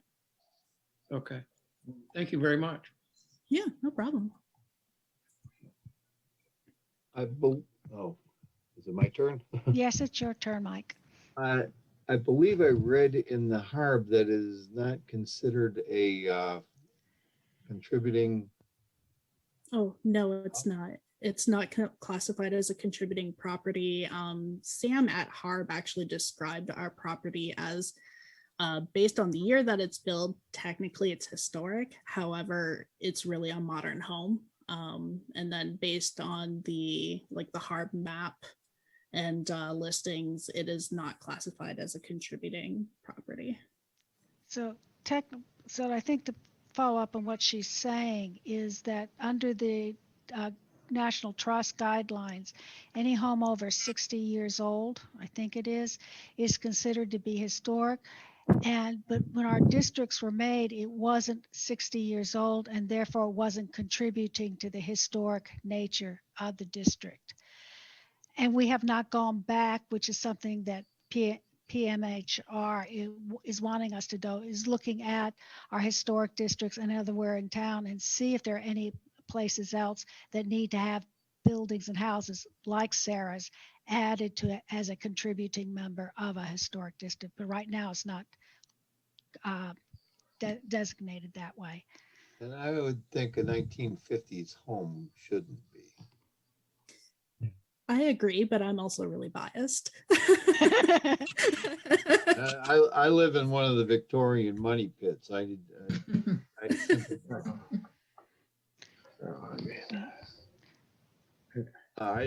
just don't think a 1950s home is a contributing to the historic, the Victorian history of Yeah. beautiful downtown Bellfont, I don't see any reason to deny this one. So, go ahead, John, then I have something to say. Well, to me, I'm looking at it and I see this house and I can go over to the far end of High Street and McAllister, and I think I can find homes over there of the exact same year and style. And I do believe I can find some fences similar to what Sarah is proposing. I have a hard time thinking that her fence has to be judged as historically, quote, correct when we have other homes in the area of the same age that have the same type of fence. Yeah, I'm not in love with vinyl, but it's completely practical. So I see why she wants to do it. I'm okay with it. You know, on your item, the houses you're talking up on McAllister are not in historic district. So that's. I got that, but they're Okay. the same age. Right. I think I'm vacillating where I want to go with this. And the reason I'm vacillating is that 2 weeks ago, we denied another vinyl fence. It was, however, on a property that is 120 years old, which is historically inaccurate. And that one for us was an easy decision. I think if we were to make, hold on a second, let me finish, Melissa, then I'll let you go. I think if we were to say that when we're talking about houses that, like Sarah's, that had that kind of material during that time period, we might have Harb consider it. I'd be fine with that. But to have, personally having a thing say, we're going to accept a vinyl fence without that caveat, I think causes the slippery slope we've been having with the standing seam roofs. And I don't want to have this going to multiple different areas. So I would be perfectly happy if this were some kind of amendment to this that said that houses of her period and age that could be considered as historically appropriate and therefore okay. But I don't want to have a blanket acceptance of a vinyl fence now and then have problems with other groups down the street. I would just say it sounds like your decision is based on the age of this particular house and the other characteristics, you know, the ranch house, the age and that type of thing as part of your decision, so that it's not a one size fits all decision. It was based on this particular property. Mm-hmm. Melissa, you had something to say? I completely forgot, but I like your idea of an amendment. What I wanted to say was I don't want to open up a can of worms, and there will be lots of hurt butts all up and down Curtin Street if we do not choose what we want to do wisely. I don't love the privacy vinyl fence part because I think that is wildly out of joint with the rest of the area. But Sarah's house is completely different than the ones in her immediate neighborhood. And it looks, when you drive up, it's right across from the Valentine Mansion. You couldn't get more dissimilar. So I'm inclined to proceed with approval on this. And I do agree that if we put in a caveat that says if your house is of this age, then it is less inappropriate than if your house is my house is 150 years old. I wouldn't do a vinyl, but I get why she wants it because my wooden fence is also in a state from being in a wooded backyard. So are you making an amendment to the motion? I will make that amendment. How do you want to phrase it? For vinyl fences may be deemed appropriate for homes built after 1950. Mid-century homes. That's 1950. That works. Yeah. So do you have a second to that amendment? I'll second it, but I think it's not necessary. I think Ralph's point was adequate, that it is Okay, so, a unique situation. It's by the house, not by the area or some grand. Randy? Yeah, when this, I was living here in my house when this historic district was brought into play. And they basically pick a block, and that was the historic, whatever was on, depending on the age of the home and stuff, that's how they determined it. And if your house fell in that block, but you weren't historic, you still fell under the historic guidelines. Because they tried to do it here on High Street because one person had a Victorian home and they wanted to get in the historic district. And I fought against it because my house is not historic. It's built in 1962. So, luckily we got away from that. My cousin wasn't too happy about it because that's who it was that wanted to have it. But yeah, I mean, if you're going to try to separate this now per house, I'd rather see that come from CARB than come from council. But if it has to, whatever way works best. But I would like that to be their idea. But that was unacceptable back when all this was taking place, that you couldn't split out individual homes from how these historical areas are put together. That's true. The amendment is more in line. You have to make the amendment almost every time you're going to vote against something. So, so we've got the motion, and so what we have to do is discuss the amendment. If there's any other discussion on the amendment, if anybody doesn't have a, I'll support that. And the reason I'm supporting it is because I think we need to have in the record somewhere, because under the HARB guidelines, when something is denied through HARB, we need to let HARB know why we reverse their decision. And by having this amendment, it states where our thinking is coming from. And then they can then do what they need to do with the National Trust to say what's going on. I think it helps them and it helps us.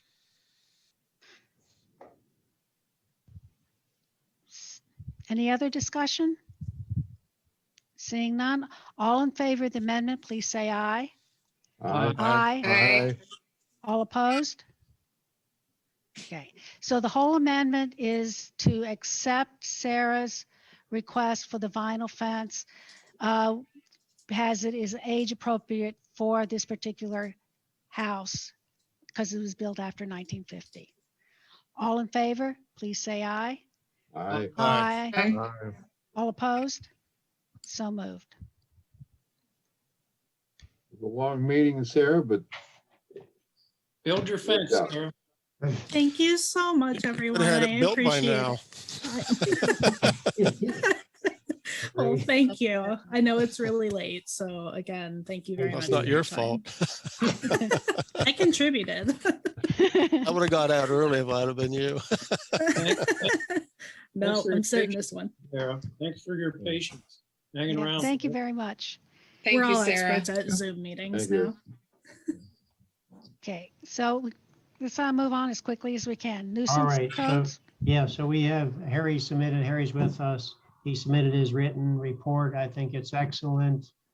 Hopefully you had a chance to look at it. Do you have any questions why Harry is with us? Harry did a great job. Yeah, very good. Dawn has a Thank you. few pointers that Harry is recommending. We have Dawn set up to deliver the message. Deliver the message, okay. For all the residents of the borough, grass and weeds throughout all properties need to be maintained at a height of less than 6 inches. Bushes and trees are to be trimmed to not obstruct sidewalks, side to side and overhead. That is, if you're on a sidewalk and there's a tree, you need to trim it. You have to have at least 8 feet of clearance on the sidewalk. If it's on the road, there should be 14 feet of clearance between the road and the bottom of the tree. Harry's going to be conducting annual sidewalk inspections during the next couple weeks. And those properties needing repairs will be notified by mail upon the completion of his inspections. So those are things that are forthcoming from Mr. Brooks. Yes, John. What are the vehicle warnings issued that I see in the report? So those are all have to do with unlicensed, uninspected vehicles that are parked on people's properties. Oh, okay. Okay. You found 8 of them. Oh, I found more than that, but there'll be a next month's report. Harry deals with vehicles on properties, John, and okay, handles the vehicles on streets. Yeah, there were a couple I found on the streets, and I just referred them to Sean, and he's taking care of them. Wow. I thought we were better than that. You probably did, but guess what? You were wrong. Keep watching Spring Street for trailers. Yeah. Deb? Just as a reminder, Jack, if I could just say, I think council's asked about the garage on Manchester Lane a number of times. Eve Weicker, the building code inspector, came back from vacation. He's checked into that and he's working on it. And it's, you know, there'll be some resolution, either a permit to demolish or to rebuild, a building code, building permit to rebuild it. But that should be forthcoming in the next couple weeks or so, according to Eve. That is outside the historic district, correct? It is, yes. But I'm just telling you because council's been asking about it a couple times. Deb, you had something? I just had 2 comments. I was going to ask Mike if the trailer on Spring Street was just playing musical parking spots. It seems to be just moving around. And the other one was if one of the abandoned vehicles was the boat on Manchester Lane. Yes. Okay. Thank you. You're welcome. That would be a great name for a book. The Boat on Manchester Lane. Someone buy the rights to that immediately. Yeah, before they take the tires and trees out of it. So, okay. Mr. Johnson has a yes. Did we ever establish if Mr. Brooks is going to be inspecting sidewalks? Did we ever establish a contractor list for replacement of sidewalks? Was that discussed, or are we just on our with that? Refresh my memory, please, if somebody can. I thought we were going to create a list of contractors that the borough would have on record when folks got a notice that their sidewalk was in violation. They could go to our website or call the borough office and select from a list of whoever has decided to list their contracting firm to repair sidewalks or replace. If I may, Doug, there is a list, and it will be part of it'll go along with the letter that goes out to the people who are in violation of the ordinance. The list, however, is very clear in that we're not recommending them. It's simply a list for their convenience of people who have done work within the borough. Yes. Super. That will be very helpful to all, I think. That's great. Yes, we're not recommending anybody. Any concrete contractor that wants to sign on with the borough and meet the specifications, notify us. Well, and yes, and they could use any contractor they want. Right. On that, it says that on the list also, and if there's anybody listening who does concrete work in the borough and would like to be added to that list, they can call in the borough office and leave their name and phone number. Great, great. Thank you very much. Anything else? Okay, in that case, special committee reports. Don, you have Beta? Well, the Bellfont Area Industrial Development Authority met on April 14th. primarily the discussion that Beta's been having for a few months is just having a discussion on where they're going to go next. And part of that 200,000 that, you know, that was provided to them was, you know, the talk is perhaps to purchase maybe some houses in areas of the borough that need build up somehow, and purchase the house, fix it up, sell it, and then start doing something like that. And then in addition to that, there was another group, the Bellfont Historic Preservation Association, I believe they are. Foundation Is also doing they had similar plans. So they, a number of their members attended the Beta meeting that night. And then there was just a discussion on how they could collaborate and work together on this whole process. And I thought overall, Beta was a very productive meeting. I think both sides see working together would be a big help, because Beta was kind of struggling with where they were going. And I think that the Bellfont Historical Preservation Foundation was in the same boat. So maybe working together, they can kind of move this project forward. So that was essentially the discussion of the Beta meeting the other night. Great. Any questions? Or Nancy, if you want to chime in, you can, since you were at that meeting.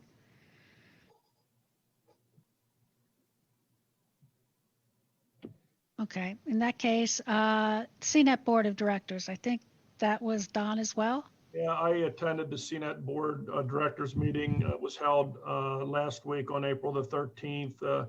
They had their audit review. Everything went well with that. You know, was asked for us to come back and mention to the municipalities that as we are beginning to climb out of COVID, that there'll probably be a lot of municipalities that will begin hybrid meetings. That's going to create some challenges for CNET. They just are asking for patience. I think in terms of Bellefonte Borough, we will probably be one of the last to get into the hybrid meetings, just due to the size of council chambers. So I would think for probably in our instance that by the time we do get to that point, if we get to hybrid meetings, that CNET will have it down how they're going to handle it. But just in the off times that we have tried to conduct a hybrid meeting, and the Beta was one of them, there's clearly challenges to it, and that doesn't even include, you know, CNET, how they're going to operate. So what they're doing is asking for patience for those that get to that point. So that was pretty much it. Any questions on that one? Okay, Ralph, you're the tax collection committee meeting.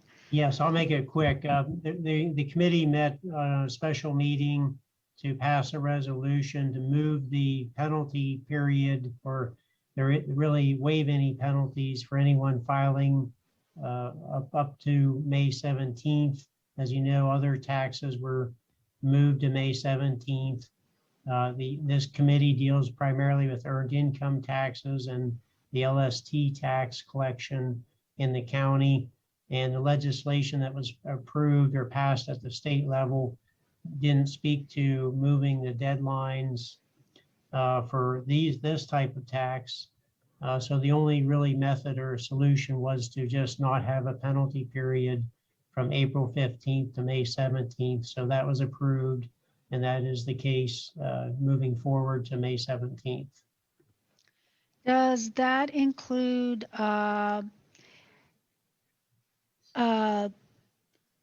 estimated taxes as well, earned income taxes for like the first quarter, or is that just? It's just what would normally be due April 15th.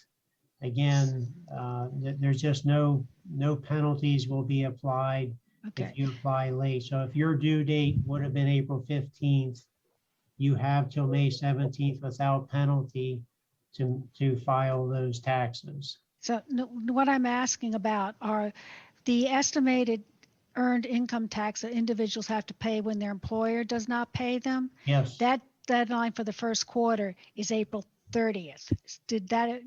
How does it affect that one? We didn't get into that. The only thing we dealt with was the April 15th deadline. Okay.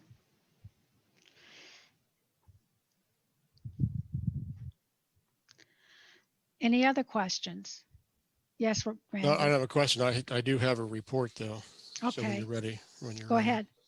All right, so I'm reporting on the fire study that the Nittany Valley Ad Hoc Committee, working with the fire chiefs in the Nittany Valley, the Bellfont, Benner, Spring, Marion, Walker, and I believe Howard was also invited into this, but not sure where they stand at this point. So what we had was an introduction to the fire study. Ann Weaver Marlowe was the presenter. She lives in Harrisburg. She used to be a Bellfont resident at one time. The items that we covered were letters of intent that were completed. Our peer consultant for this project for this study is going to be Nick Sahoida. The cost of the study, hang on, is nothing. So due to the pandemic, there's no travel going on. It's all virtual meetings. Nick will be working with individual municipalities, as well as there may be virtual meetings like we're having tonight. All member municipalities must submit the data and cooperate and be on the same page. Liz Lowe's provided a history of how we got to the point where we're at right now. Chief Brungard from Pleasant Gap reviewed the objectives of maintaining a fleet list, sharing volunteers, and cost of operations. Mr. Sohota will require general membership lists, joint purchasing, strategic planning recommendations, and we'll work again like with all groups or individuals. Liz had sent out an article of agreement to each municipality for signature. Ralph, was that signed? Did you guys receive that?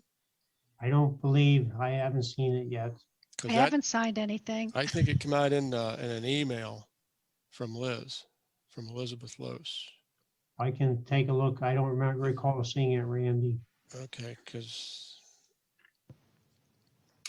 I'll check on that because Okay. I know I got a copy of it and I thought that you guys were copied as well.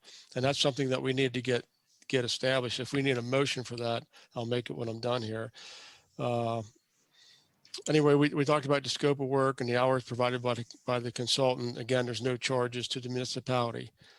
Once the study begins, any municipality for whatever reason fails to participate, DEC will end the study at that time. So everybody has to participate in this. And that's report on that. And I will make a motion that if that we sign the articles of agreement and get that back to Elizabeth Lewis. I'll second it, Johnson.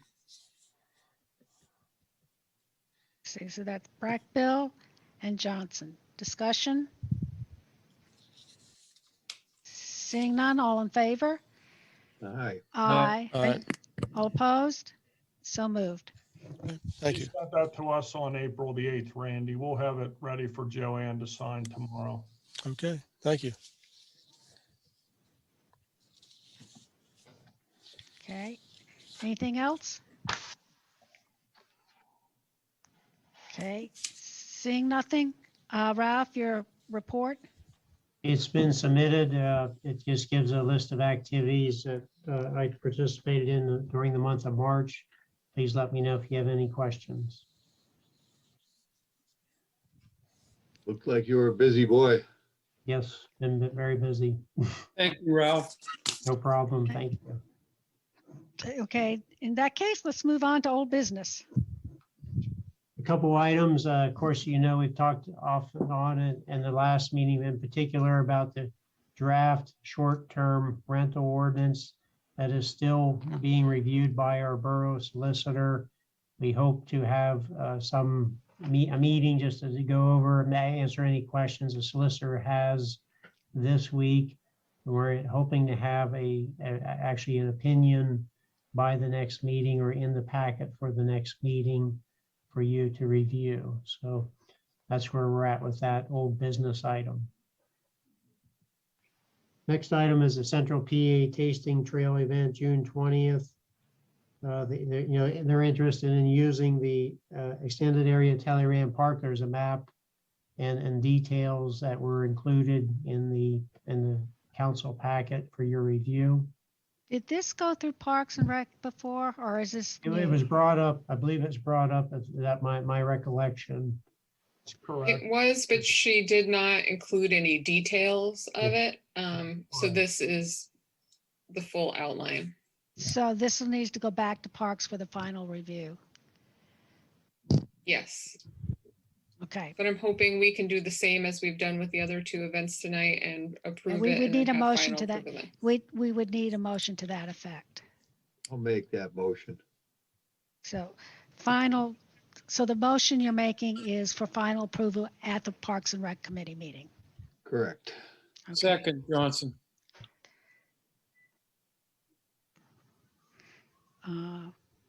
At Parks and Rec.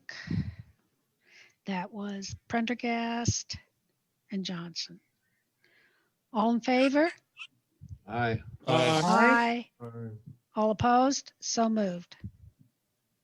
Ralph, I will file an recusal form. All right, thank you.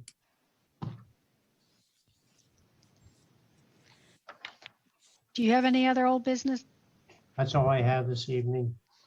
I want to announce a special meeting on Monday, April 26th with the stamp consultant at 6:30 p.m. Am I correct? Yes. Yes. Okay. So we'll be meeting again in a week. Great. Anything else? Yes, something came in this afternoon. I think Don can talk about it better than me. And it's the Municipal Recycling and Waste Planning Program grant. Yeah, we had submitted the final invoice back in February. I think it was approximately $32,000. This was the 902 grant. That was really the amount for the fence down at the composting site. So that grant now is complete and closed, and it's one of those ones that hopefully they'll come back next year and we can apply again. So it's an excellent grant, and only a 10% match, one of the few grants that you get your biggest bang for the buck for. So this one's finished. Great. Thank you, Don. Sure. New business? We just have one item listed as the draft of the borough newsletter. We're going to finish that up as soon as possible and get it to the printer. So if you see something or you want us to try to squeeze something in, we're happy to do that.